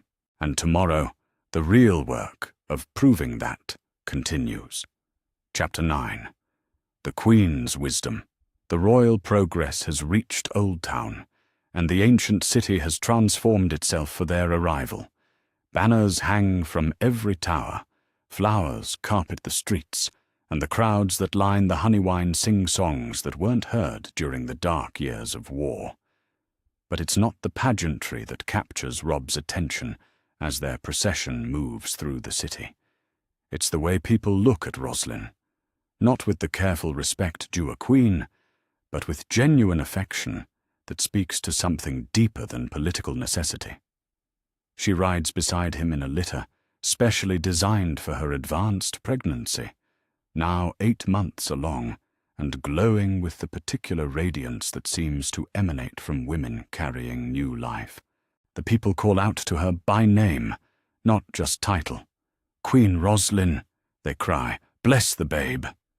Children run alongside her litter, hoping for a smile or a wave, and she obliges them with the natural grace that has made her beloved across the realm. "They love you," Robb observes as they approach the high tower, where Lord Leighton waits to greet them. "They love what we represent," she corrects gently. "Hope. The promise that their children will inherit something better than what they've endured." It's been 6 months since the coronation, and those months have been filled with the patient, unglamorous work of building a kingdom worth ruling. While Robb handles the military remnants and foreign diplomacy, Roslin has quietly revolutionized how justice is administered across the 7 kingdoms. Her innovation isn't dramatic or showy, but it's transformative. Traveling courts that bring royal justice to common people rather than forcing them to seek redress in distant capitals. "The Dornish petition first," she tells him, as they prepare for the evening's audiences. They've made it their practice to hear the most contentious cases personally, rather than delegating them to subordinates. Then the Ironborn trade dispute, the Riverlands succession question, and that matter with the Faith militant. Each case represents hours of careful preparation, reviewing testimonies, consulting precedents, weighing the competing interests of different regions and factions. But it's work Roslin approaches with the same analytical precision she once applied to military strategy. The Dornish case involves a border dispute that predates the conquest, complicated by marriages, ancient treaties, and the particular prickliness of Dornish honor. Lord Ironwood and Lord Dane have been feuding over water rights for generations, and the war has only made the situation more volatile. "Your Grace," Lord Ironwood begins, his voice carrying the distinctive cadence of dawn, "the Danes have diverted the river that has watered my lands since before Aegon's landing. My people thirst while their crops flourish." "The river flows through Dane lands first," Lord Dane responds with equal conviction. "We take only what we need. If Lord Ironwood's people thirst, perhaps he should dig deeper wells, rather than demanding our water." It's exactly the kind of dispute that could fester for decades, breeding resentment that might eventually explode into violence. But Roslin has developed an approach for such cases that consistently surprises everyone involved. "Lords," she says, her voice carrying clearly through the hall, "I propose we visit both your lands personally. Tomorrow, if you'll have us. I want to see this river, speak with your people, understand the practical realities behind the legal arguments." The suggestion catches both lords off guard. Royal progresses traditionally involve ceremony and pageantry, not muddy boots and detailed irrigation surveys. But over the months, this hands-on approach has become Roslin's signature. "My queen," Lord Ironwood says carefully, "such a journey would be beneath your station." "Understanding how my subjects live is never beneath my station," she replies. "Justice requires facts, not just arguments." The next day's expedition proves enlightening. The river in question is indeed being diverted, but not through malice or greed. Through outdated engineering that wastes water neither house can spare. The solution, when it emerges, involves royal investment in new irrigation systems that will benefit both lands. "Practical wisdom," Robb comments that evening as they review the day's findings. "Father would have approved." "Your father understood that ruling means serving, not just commanding. It's something I learned from watching my father navigate river politics for 40 years. Roslin shifts uncomfortably, one hand pressed to her lower back. "Though I'll admit, I'm looking forward to doing this from a throne rather than a saddle." They return to King's Landing 3 days later, their progress complete, but their education ongoing. The royal progress has become more than ceremonial pageantry. It's a working tool of governance that allows them to understand their realm at ground level rather than through the filtered reports of distant bureaucrats. But it's during a routine council meeting that the real transformation becomes apparent. A raven has arrived from the Iron Islands, carrying news that would have meant war just a year ago. Balon Greyjoy has died, and his succession is in question. The Ironborn are calling a king's moot, reports Ser Davos, now serving as master of ships. First time in 300 years. Could be civil war in the Iron Islands. Or an opportunity, Roslin suggests, studying the dispatch. Who are the likely claimants? Euron Greyjoy, Balon's brother. Asher Greyjoy, his daughter. Maybe Victarion Greyjoy, the other brother. What about Theon? Robb asks quietly. His foster brother has been conspicuously absent from their communications, despite repeated attempts to establish contact. No word from Theon since before the war ended, Ser Davos admits. Could be he's dead. Could be he's chosen to stay with his birth family. The old Robb might have seen this as a crisis requiring immediate military intervention, but months of ruling have taught him the value of patience, of allowing situations to develop before committing to action. We wait, he decides. Send ravens offering recognition to whoever emerges as the legitimate lord of the Iron Islands, provided they swear fealty to the Iron Throne. But we don't take sides in their internal politics. And if they choose someone hostile to the crown? Asks Lord Bolton. Then we deal with that when it happens, Roslin answers. But intervening in their succession fight would only breed resentment. Better to let them choose their own leader and then work with whoever wins. It's this approach, patient, strategic, focused on long-term stability rather than short-term control, that has begun to characterize their reign. They're building not just a government, but a system of governance that can outlast any individual ruler. The birth comes on a spring morning, 3 weeks earlier than expected. Robb is in council with the new master of coin when Sir Rodrik bursts in, grinning like a boy despite his grey beard. "Your Grace," he announces, "the Queen has birthed a son." The council chamber erupts in celebration, but Robb barely hears it. He's already moving, taking the steps 3 at a time as he races toward their chambers. He finds Roslin exhausted, but radiant, cradling a tiny red-faced creature who will someday inherit everything they've built. "Prince Eddard," she says softly, looking up at him with tears in her eyes. Eddard Stark, heir to the 7 kingdoms. The baby is impossibly small, impossibly perfect. When Robb takes him, carefully supporting his head, the way his mother taught him years ago with baby Rickon, he feels the full weight of what they've accomplished. This child will never know war as they have. Will grow up in a realm governed by justice rather than fear. "He looks like you," Roslin observes. "He looks like a Stark," Robb corrects, studying the baby's features. "Strong, stubborn, ready to cause trouble." The celebrations that follow the birth are spontaneous and genuine.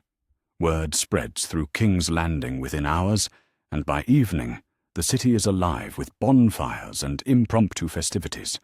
Similar celebrations spring up across the realm as ravens carry the news, not commanded by royal decree, but arising naturally from a population that has come to see this royal family as representing their hopes for the future. "The dynasty is secure," the Great Jon declares during the formal announcement to the assembled court. "Long live Prince Eddard!" "Long live the prince!" the response thunders back. But for Robb and Roslin, the real significance isn't dynastic security. It's the knowledge that they've created something worth passing down.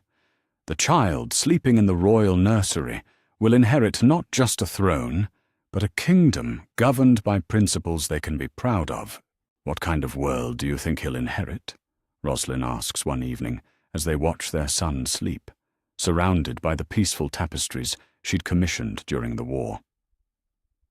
A better one than we did, Robb says with conviction. One where keeping your word matters more than accumulating power, where justice serves the realm rather than the ruler, where children can grow up believing their leaders actually care about their welfare. Over the following months, as Prince Eddard grows from helpless infant to alert baby, the kingdom continues its steady healing. Trade routes reopen, harvests improve, and the constant fear that marked the war years gradually fades into memory. The travelling courts Roslin established begin to transform how common people think about royal justice, not as something distant and arbitrary, but as a real protection they can access when wronged. Petitions from across the realm, Maester Luwin reports during their weekly review. Farmers seeking relief from unfair taxation, merchants requesting trade protections, villages asking for help with brigands. But also, he pauses, smiling, also letters of gratitude, families whose disputes have been fairly resolved, communities whose problems have been addressed. What's the ratio? Roslin asks, bouncing baby Eddard on her knee.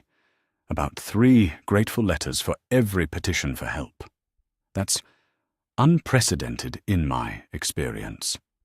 It's a small metric, but it speaks to something fundamental about what they've built. A government that people trust, a monarchy that serves rather than exploits, the kind of kingdom that generates gratitude rather than resentment. As the seasons turn and their son grows, Robb finds himself thinking often about the choice that started all of this, the decision to honor his marriage pact rather than following his heart's immediate desire. That choice, which felt like a burden at the time, has given him everything worth having. A true partner in Roslin, a family restored, a kingdom at peace, and a son who will inherit something genuinely worth preserving.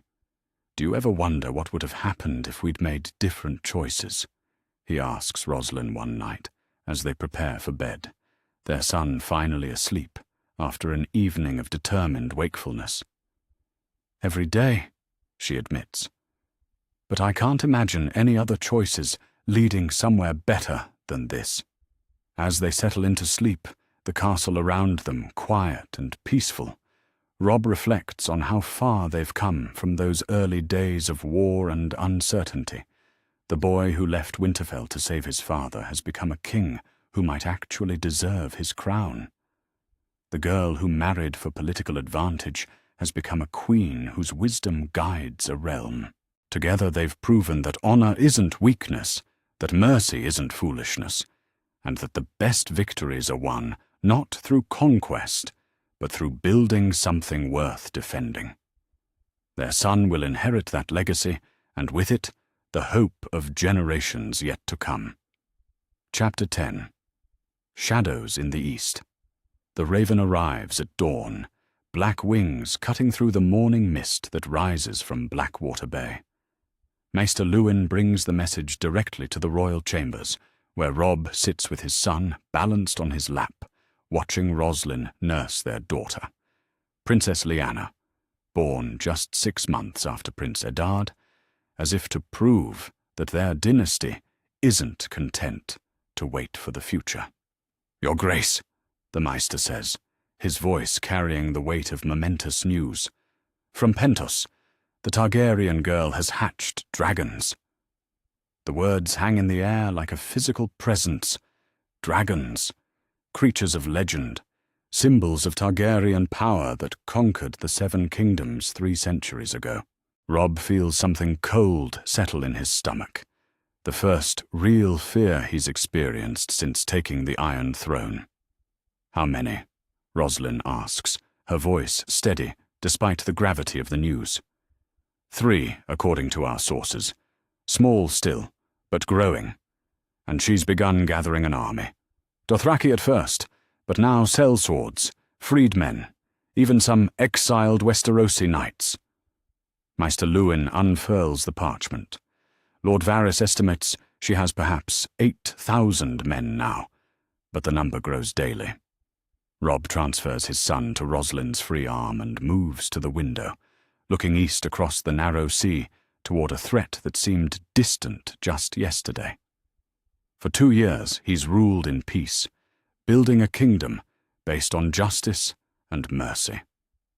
Now that kingdom faces its first existential challenge. What are her intentions? He asks. To reclaim her family's throne. She calls herself the rightful queen of the 7 kingdoms, the unburnt, breaker of chains. Her followers speak of her as if she's more than human. The irony isn't lost on any of them. While Robb was winning his crown, through honor and keeping his word, Daenerys Targaryen was forging hers through fire and blood. 2 entirely different paths to power, now set on a collision course. Summon the small council, Robb decides, and send ravens to all the major houses. If we're facing dragons, I want to know where every sword in the realm stands. The emergency council that convenes an hour later carries the electric tension of a gathering that knows it might be making decisions about war and peace. The great lords who've travelled to King's Landing for the autumn court season fill the chamber. Stark bannermen, river lords, even some Westerlands nobles who've thrown their lot in with the new dynasty.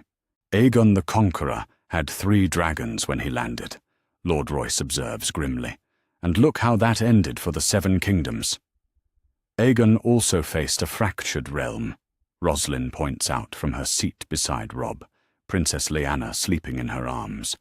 7 separate kingdoms, each with its own armies and ambitions. We have a united realm, a single crown, and no interest in conquering ourselves. But do we have the strength to face dragons? Asks Lord Tarly, his military experience lending weight to his concerns. Fire can't be stopped by honor or good intentions. It's the question that haunts every discussion over the following days. Ravens fly constantly between King's Landing and the major castles, carrying requests for troop assessments, supply inventories, defensive preparations. But more importantly, they carry Robb's personal letters to lords who've sworn him fealty, explaining the situation honestly and asking for their counsel. The realm is with us, Sir Brynden reports after a week of intensive correspondence. Every major house has reaffirmed their loyalty. More than that, they're volunteering additional forces without being asked. Why? Robb asks, though he suspects he knows the answer. Because they remember what it was like before your reign. The arbitrary justice, the constant fear, the sense that they were subjects rather than citizens. The Blackfish spreads the letters across the table. Lord Rowan writes that his people would rather fight dragons than go back to being ruled by fear. Lady Mormont says, Bear Island stands ready to face whatever comes from across the sea. But it's a letter from an unexpected source that changes everything. The message arrives under a banner of truce, carried by a ship flying both Targaryen and foreign colours. The parchment bears Daenerys' seal, a 3-headed dragon in red wax, and her message is surprisingly direct. To Robb Stark, who calls himself King of the 7 Kingdoms, I am Daenerys of House Targaryen, rightful Queen of the Andals, the Rhoynar, and the First Men. I write to you, not as enemy to enemy, but as one ruler to another, who has taken what was never yours to claim. The Iron Throne belongs to House Targaryen by right of conquest and blood. You have usurped it through rebellion, just as Robert Baratheon did a generation ago. But where Robert had no choice but to take by force what he could not claim by right. I offer you the chance for honourable surrender. I have heard tales of your reign, of justice and mercy, of attempts to heal rather than harm. These speak well of your character, if not your legitimacy. Because you have ruled with honor, I am prepared to offer terms that recognize your service to the realm while restoring rightful rule. Meet with me under the ancient laws of parley and guest right, and let us discuss how this might be resolved without the realm bleeding again. I am currently at Dragonstone, reclaiming my family's ancient seat. Send word if you are willing to treat. Fire and Blood, Daenerys Targaryen. The letter sparks immediate and intense debate in the council chamber. Half the lords see it as an opportunity for peaceful resolution. The other half view it as a trap that could cost Robb everything. She's offering to negotiate, Roslyn observes, studying the parchment. That suggests she's not completely committed to conquest. Perhaps she can be reasoned with. Or perhaps she wants to lure you into range of her dragons, Lord Bolton counters. Dragonstone is her territory now. You'd be at her mercy. Guest right is sacred, Robb says slowly. She's invoked it specifically. To violate that would cost her any claim to legitimate rule. Do we trust Targaryens to honor sacred laws? Asks the Great John bluntly. It's Roslyn who provides the insight that cuts through the debate. We're not just deciding whether to trust her. We're deciding what kind of king Robb wants to be remembered as. The one who tried diplomacy first, or the one who chose war when peace might have been possible. The journey to Dragonstone takes 3 days, with a small escort and careful attention to the protocols of diplomatic immunity. Robb brings Roslyn despite the council's protests. Her political instincts have proven too valuable to leave behind, and her presence might help demonstrate that this is genuinely a diplomatic mission rather than military reconnaissance. The ancient Valyrian fortress hasn't changed much since it was abandoned by Stannis Baratheon, but the presence of dragons transforms everything. Even from a distance, the great beasts are magnificent and terrifying. Black Drogon, green Rhaegal, cream and gold Viserion. They perch on the castle's highest towers like living symbols of power that transcends mere human politics. She's younger than I expected, Roslyn murmurs, as they're led into the great hall where Daenerys holds court. The Targaryen queen is perhaps 19, with the silver-gold hair and violet eyes of old Valyria. But there's steel in her bearing that speaks to years of struggle and command. She's beautiful in the way legends describe queens, otherworldly, commanding, touched with something that seems more than merely human. Your Grace, she greets them, standing before a throne that wasn't there in Stannis' time, carved from a single piece of black stone, clearly Valyrian work. I thank you for coming. I had wondered if you would have the courage. Courage or foolishness, Robb replies evenly. I'm still deciding which. Perhaps both are required in rulers. Her smile is slight but genuine. I've heard much about your reign. Your queen especially has gained quite a reputation for wisdom. Your Grace honors me, Roslyn says, inclining her head respectfully. The negotiations that follow are unlike anything Robb has experienced. Daenerys is intelligent, well-informed about the realm's politics, and surprisingly willing to acknowledge the positive changes his reign has brought. But underneath her diplomatic courtesy lies an absolute conviction that the Iron Throne belongs to her by right. I don't question your abilities as a ruler, she explains over the feast she's arranged in their honor. By all accounts, you've brought peace and justice to lands that knew little of either. But good governance doesn't create legitimate claim. What does? Robb asks. Blood. Conquest. The recognition of the gods themselves. She gestures toward the window, where her dragons can be seen in the distance. My family ruled these kingdoms for 300 years. That doesn't end because a usurper wins a few battles. Robert Baratheon had Targaryen blood through his grandmother, Roslyn points out. By that logic, his claim had legitimacy. Did it? Or did the realm simply accept might as right because resistance seemed hopeless? Daenerys's eyes flash with something that might be anger. My father was mad. I don't deny it.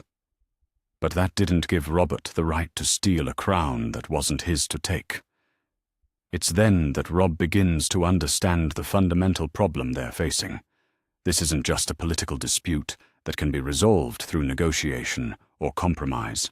For Daenerys, the Iron Throne isn't just a prize to be won or a position to be filled.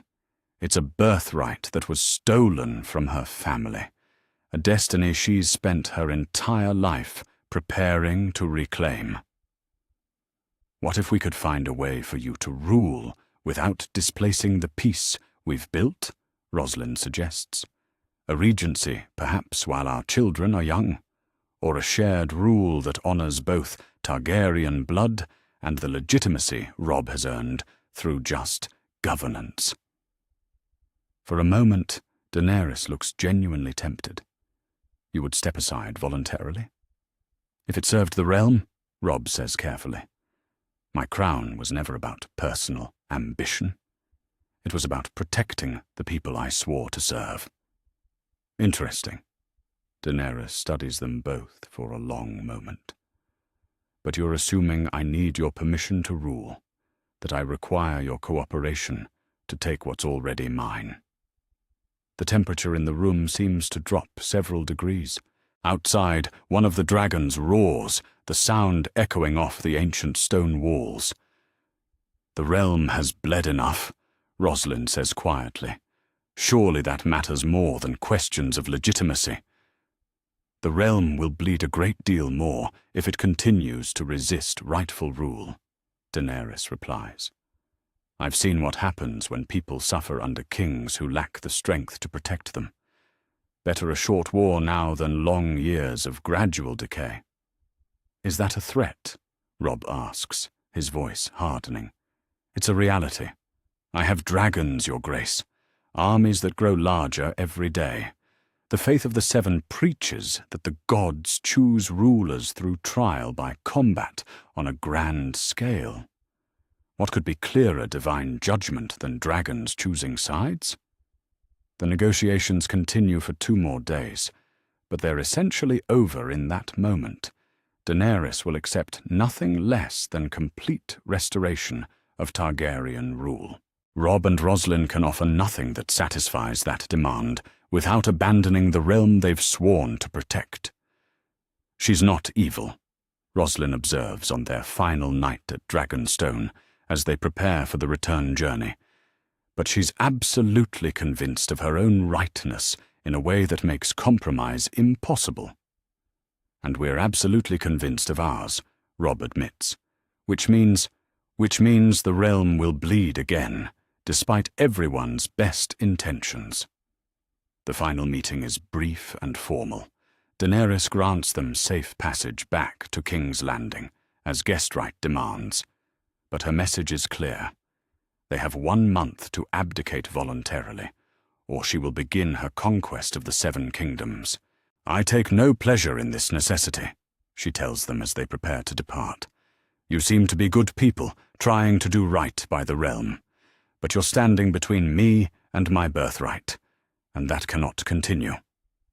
And you're threatening the peace we've built, Robb replies. That cannot go unanswered. As their ship pulls away from Dragonstone, the dragons circle overhead, a reminder of the power they're defying and the stakes of the conflict to come. The age of peaceful reconstruction is ending. The trial by fire is about to begin. Do you think we made the right choice? Robb asks, watching the dragons grow smaller in the distance. I think we made the only choice we could live with, Rosalind answers. Now we have to prove it was enough. The return to King's Landing marks the beginning of a different kind of reign, one defined not by the luxury of peaceful governance, but by the terrible necessity of defending everything they've built against an enemy who commands the very forces that once conquered their world. War is coming again. But this time, they're not fighting for a crown or a throne. They're fighting for the future of the realm itself. Chapter 11. Fire and Ice. The morning mist burns away under dragon flame, revealing the terrible beauty of war transformed. The field outside King's Landing stretches for miles, armies arranged like pieces on the greatest game board in the world. 60,000 men wearing the direwolf of Stark, the fish of Tully, the towers of Frey, and dozens of other banners that have sworn to defend the realm Robb has built.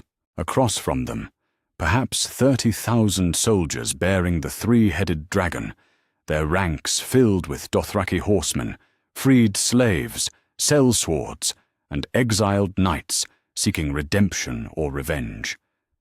But it's the three shapes circling overhead that transform this from a battle into something from the Age of Legends.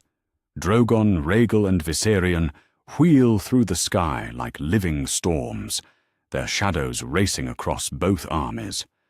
Fire made flesh, power that transcends human politics, the terrible inheritance of old Valyria, brought to judge the Seven Kingdoms once again.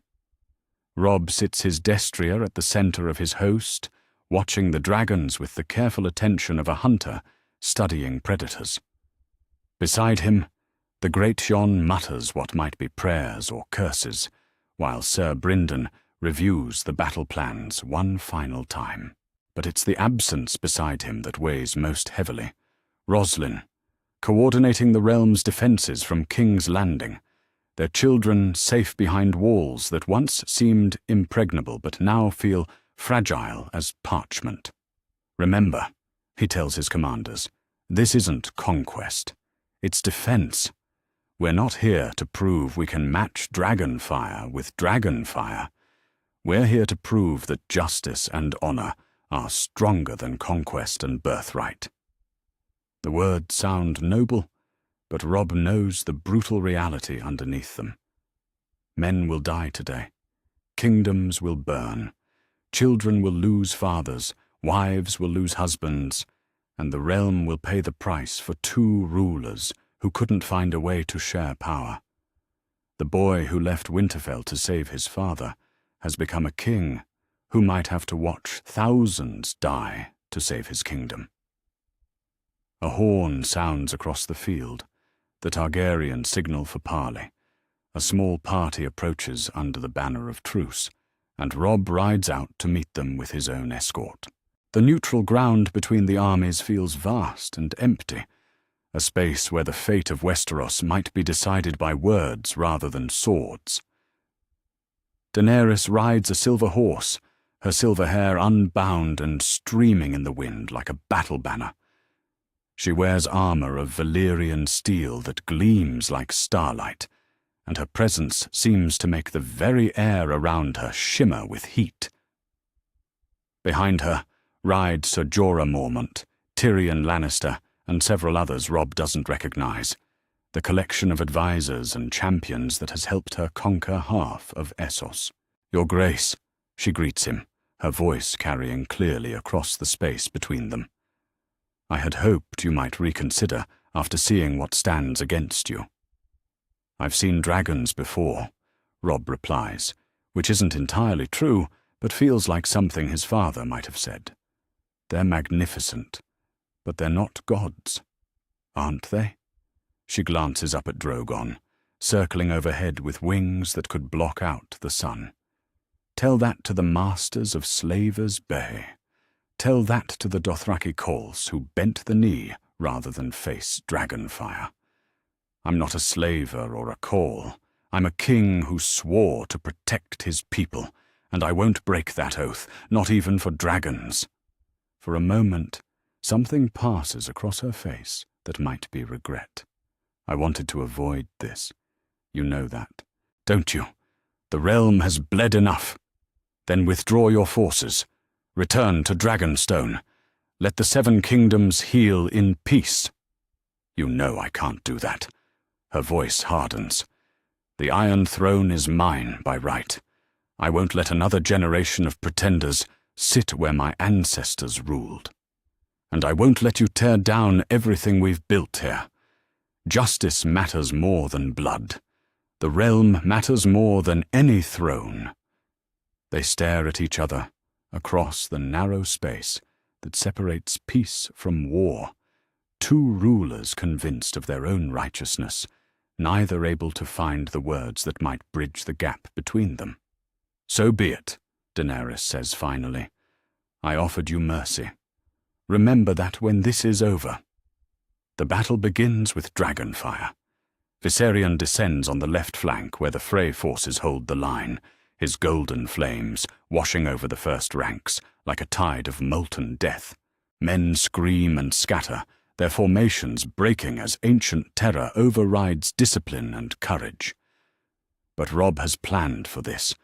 The retreat is controlled, drawing the dragon down toward prepared positions where chains and scorpion bolts wait. The great crossbows are mounted on wheeled platforms, designed for mobility and coordinated targeting.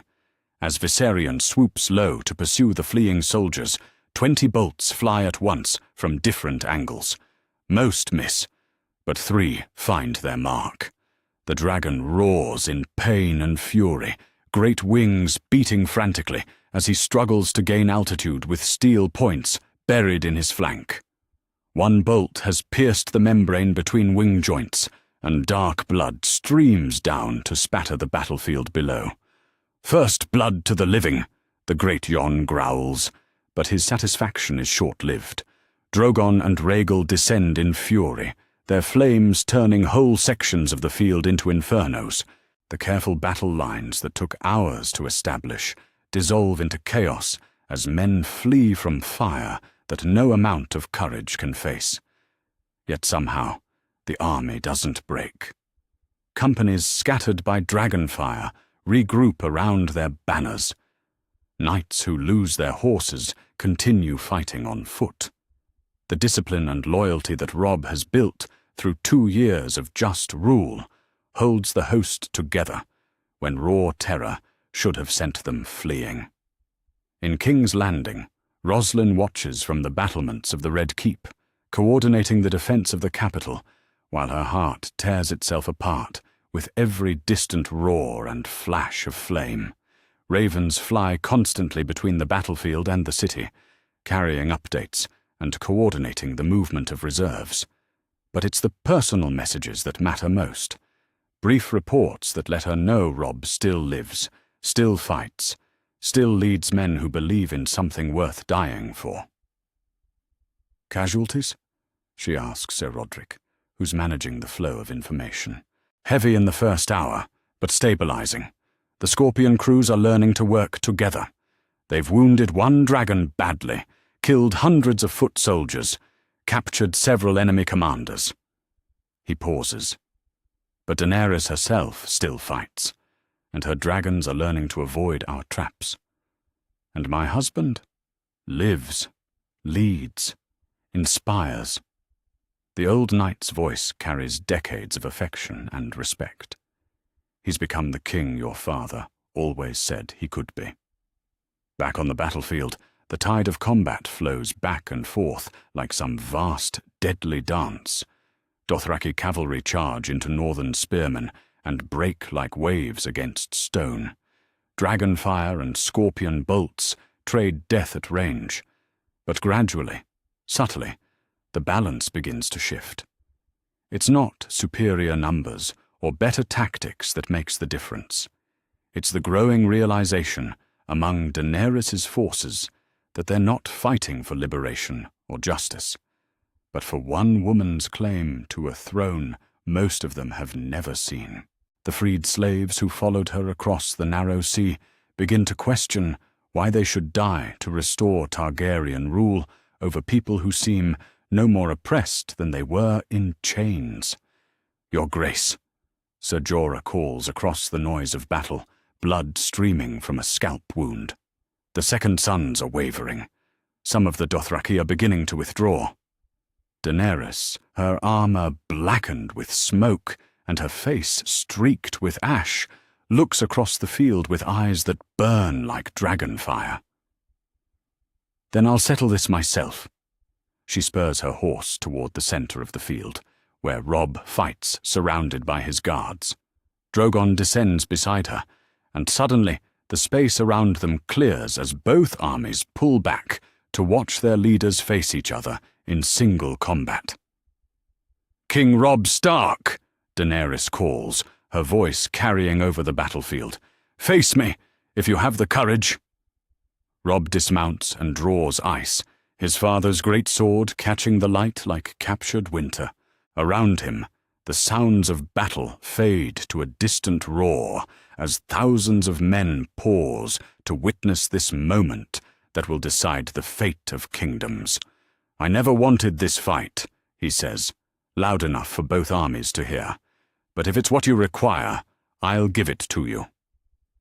What follows isn't the clean, noble duel of songs and stories, but a desperate struggle between two people who've been shaped by war into something harder than they ever wanted to become. Daenerys fights with Valyrian steel and desperate fury, while Robb counters with northern training and the strength that comes from defending something you love. They're well matched. She's faster, he's stronger. Both are skilled enough to have survived the battles that brought them here. But as they circle each other in the cleared space between the armies, it becomes clear that this isn't really about swordsmanship. It's about who they are, what they represent, what they're willing to sacrifice for power. The moment comes when Robb's blade finds its mark, sliding past Daenerys' guard to rest against her throat. She freezes, silver eyes wide with something that might be surprise or relief. "Yield," he says quietly, the word meant for her alone. This doesn't have to end in death. For a heartbeat that seems to stretch into eternity, the fate of Westeros balances on the edge of a sword. Daenerys could yield, accept exile, let the realm continue its healing. Or she could choose death over defeat, martyrdom over compromise. "Dracarys," she whispers, the high Valyrian command barely audible. Drogon's roar drowns out everything else as the great dragon breathes fire at his mother's command. But Robb is already moving, pulling Daenerys with him as they both dive aside. The flame passes over them, close enough to singe hair and char armor, but not close enough to kill. "Enough!" Robb shouts, his voice somehow carrying over the dragon's roar. He stands, pulling Daenerys upright beside him, ice's point still at her throat. "Enough death, enough burning. The war is over." The silence that follows is broken only by the settling of dragons and the distant moans of wounded men. Both armies watch their leaders standing together in the scorched earth between them, victor and vanquished, ice and fire, the old order and the new. "You could kill me," Daenerys says, her voice steady despite everything. "You should kill me. I'll never stop believing the throne is mine." "I know." Robb lowers his sword. "That's why you have to leave. Take your dragons, take your loyal followers, and find somewhere else to build your kingdom. The 7 kingdoms aren't yours anymore. They belong to the people who live in them." The exile that follows is swift but not brutal. Daenerys and her remaining followers are given ships, supplies, and safe passage to wherever they choose to go. Some say she sailed for Volantis, others that she returned to Meereen to rule the slave cities she'd conquered. But she never returned to Westeros, and her dragons were never seen again in the skies above the 7 kingdoms. The aftermath brings its own challenges. Fields must be replanted where dragonfire burned them sterile. Families must be compensated for losses that no amount of gold can truly repay. The kingdom must somehow find a way to heal from a war that pitted legend against reality and left both scarred. But as Robb stands among the ruins of the battlefield, watching his people begin the work of rebuilding what war has broken, he knows something fundamental has been proven. Justice is stronger than birthright.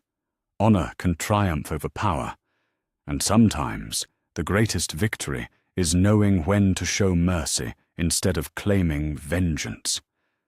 The boy who left Winterfell has become a king worthy of his crown, and the realm he defends has proven itself worthy of the price paid to preserve it. Chapter 12. The new spring, the Godswood in King's Landing, has grown wild and beautiful in the 15 years since the dragons flew east. What was once a formal garden, maintained by frightened servants, has become something closer to the ancient forests of the north, heart trees spreading their bone-white branches over moss-covered stones, streams running clear between banks thick with wildflowers, children's laughter echoing through groves where kings once walked in fear. Robb sits beneath the largest weirwood, now 33 years old, and grey-touched at the temples, watching his son practice sword work with Sir Roderick's grandson. Prince Eddard is 14, tall for his age, and serious in the way of boys who know they'll inherit great responsibility. But there's joy in how he moves, confidence born of growing up in a kingdom where strength serves justice rather than fear. Again, the prince calls to his sparring partner, wooden sword raised in the northern style his father taught him. And this time, remember what Uncle Benjen said about footwork. Nearby, Princess Lyanna argues with her scepter about the necessity of embroidery lessons when she could be learning languages or mathematics instead. At 13, she has her mother's quick wit and her aunt Arya's disdain for traditional feminine pursuits, the compromise they've reached, half the mourning for courtly skills, half for scholarship, speaks to the kind of flexibility that has become characteristic of Robb's reign. Your Grace, Maester Luwin approaches, now ancient but still sharp, carrying the morning's correspondence. Letters from Braavos, Volantis, and the Summer Islands, all requesting audiences to discuss trade agreements. And he pauses, smiling. A letter from Princess Arya, written from Yi Ti. Robb takes the letter eagerly. His youngest sister has become the realm's unofficial ambassador to the distant corners of the world, her natural wanderlust channeled into diplomatic service. Her reports from across the narrow sea have proven invaluable for understanding the broader currents of politics and trade that shape Westeros's place in the world. Dearest brother, her letter begins in the informal style she's never abandoned despite her elevated status. The Jade Emperor sends his regards and a proposal for a formal trade embassy. Apparently, our reputation for fair dealing has reached even Yi Ti. The merchants here speak of the Honor King and his wise queen, the way they once spoke of legends. I've also had interesting conversations with some Dothraki traders who came east after Daenerys disappeared. They say she's settled in Old Volantis, trying to reform their slavery laws from within. No dragons in sight, but she's apparently found other ways to break chains. The world is smaller than father ever imagined, and stranger, but also more connected. The peace you've built in Westeros ripples outward in ways you might not expect. Your loving sister, currently somewhere between the Jade Gates and the Hidden Sea, Arya P.S. I'm bringing gifts for the children. Lyanna will love the mathematical texts from the Golden Empire, and Eddard should find the Lengi swordwork techniques fascinating. Roslyn emerges from the castle, now 31, and carrying herself with the serene authority of a woman who has helped guide a kingdom through its transformation. Their third child, Prince Brandon, sleeps in her arms, born just a year ago, and already showing the dark hair and grey eyes that mark him as unmistakably a Stark. The Tyrells have arrived, she reports, settling beside him on the stone bench they had carved beneath the weirwood. Lord Willis is particularly interested in our grain storage innovations. Lady Margery wants to discuss the women's courts we've established in the Reach. These visits have become commonplace. Lords and ladies from across the realm coming to King's Landing, not to seek favour or settle disputes, but to learn from the systems of governance that have made the Seven Kingdoms prosperous and peaceful. The royal court has evolved into something part university, part diplomatic centre, part working laboratory for the art of ruling well. And the delegation from Pentos? Fascinated by our approach to former enemies. Apparently, the idea of integrating defeated houses rather than destroying them is revolutionary in Essos. Roslyn shifts baby Brandon to her shoulder, patting his back with practiced ease. They want to understand how we've maintained stability without executions or exile. Simple, Robb says, watching his older children practice their respective skills. We remembered that today's enemy might be tomorrow's ally if you give them reason to change sides. It's a principle that has guided their reign from the beginning, but its full fruits are only now becoming clear. House Lannister, stripped of power but not dignity, has become reliable administrators in the Westerlands.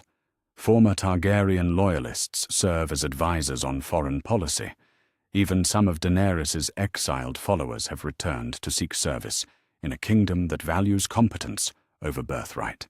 The afternoon brings the weekly small council meeting, now held in a chamber with windows that open onto gardens, rather than the closed, oppressive room where previous kings conducted their business. The members have changed too. Lord Willis Tyrell as Master of Coin, Sir Davos as Master of Ships, Samwell Tarly as Grand Maester, and Sansa as Master of Laws. The harvest reports from across the realm, Sansa announces, her voice carrying the quiet confidence of someone who has found her calling in the intricate work of jurisprudence. At 28, she has become the most respected legal mind in Westeros, her experiences as a hostage giving her unique insight into the importance of just laws. 7 consecutive years of abundance, no reports of significant crop failures or famines anywhere in the kingdoms. Trade revenues are up 18% from last year, Lord Willis adds. The new roads between King's Landing and Old Town are already paying for themselves in increased commerce, and the Bravosi are requesting permission to establish a permanent trading post in White Harbour. These are the victories that matter most, not battles won or enemies defeated, but prosperity shared, justice administered fairly, and a realm that grows stronger through cooperation rather than conquest.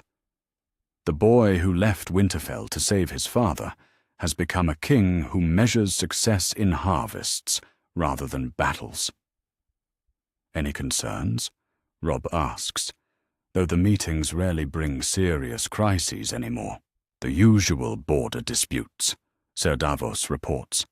Nothing that can't be handled through the local courts. A few trade disagreements that mediation should resolve. The Iron Islands are asking for increased fishing quotas, but they're willing to negotiate. Even the Ironborn have found their place in this new order. Asher Greyjoy, who won their king's moot after Balon's death, has proven a pragmatic ruler more interested in profitable raiding, which is to say, trade, than the old ways of taking what they wanted by force.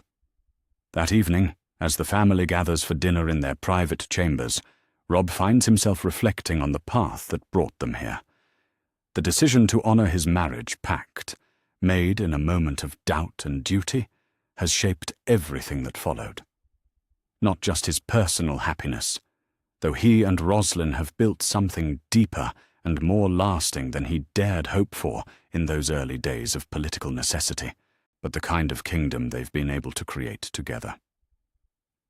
"Tell us about the dragons again," Prince Eddard requests, as he has most nights since learning to speak. The story has become family legend, polished smooth through countless retellings. Well, Robb begins, settling into the familiar rhythm. There was a queen from across the sea who thought she could take by force what belonged to others. But tonight, the story feels different. Not like a tale of victory against impossible odds, but like a parable about the importance of choosing mercy over vengeance, wisdom over power, building over destroying. The children listen with the rapt attention of youth, but they're learning lessons that will shape how they think about leadership when their turn comes. Later, after the children are asleep and the castle has settled into its nighttime quiet, Robb and Roslyn walk the battlements, as they have for 15 years of marriage. The city spreads below them, peaceful and prosperous, its lights reflecting the stars that shine down on a realm at peace. "Do you ever regret it?" Roslyn asks, the question she poses perhaps once a year, always with the same gentle curiosity. Which part? Any of it. The marriage pact that started everything. The crown you never wanted. The responsibility that never ends. Robb considers the question, as he always does, looking out over the kingdom they've built together. I regret the cost. The men who died in wars that maybe could have been avoided. The families torn apart by conflict. The years of fear and suffering. But not the choices themselves. No. He takes her hand, fingers intertwining in a gesture that has become as natural as breathing. Not the choices. Those led us here, to this moment, to these children, to a realm that our grandchildren might actually want to inherit. As they stand together in the quiet darkness, watching over a kingdom that sleeps peacefully for the first time in generations, Robb thinks about legacy. Not the songs that might be sung about his reign, though he hopes they'll be kind. Not the crown that will pass to his son, though he trusts Eddard will wear it well. But the simple fact that he kept his word when it mattered most, and that choice rippled outward in ways that transformed the world.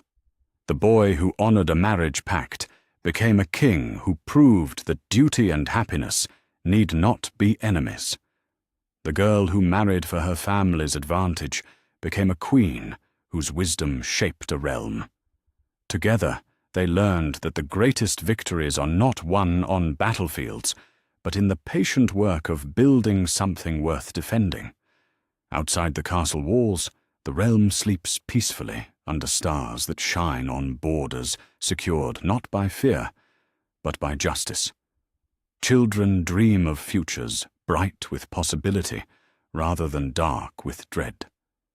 And in the Godswood where kings once planned wars, tomorrow's leaders will learn that true strength comes not from the ability to take what you want, but from the wisdom to build what the world needs. Spring has come to the Seven Kingdoms, and it has come to stay. The story that began with a boy's choice to keep his word has become a kingdom's promise to itself, that honor matters, that mercy is strength, and that sometimes the most important victory is knowing when to choose love over power. It is enough. More than enough. It is everything.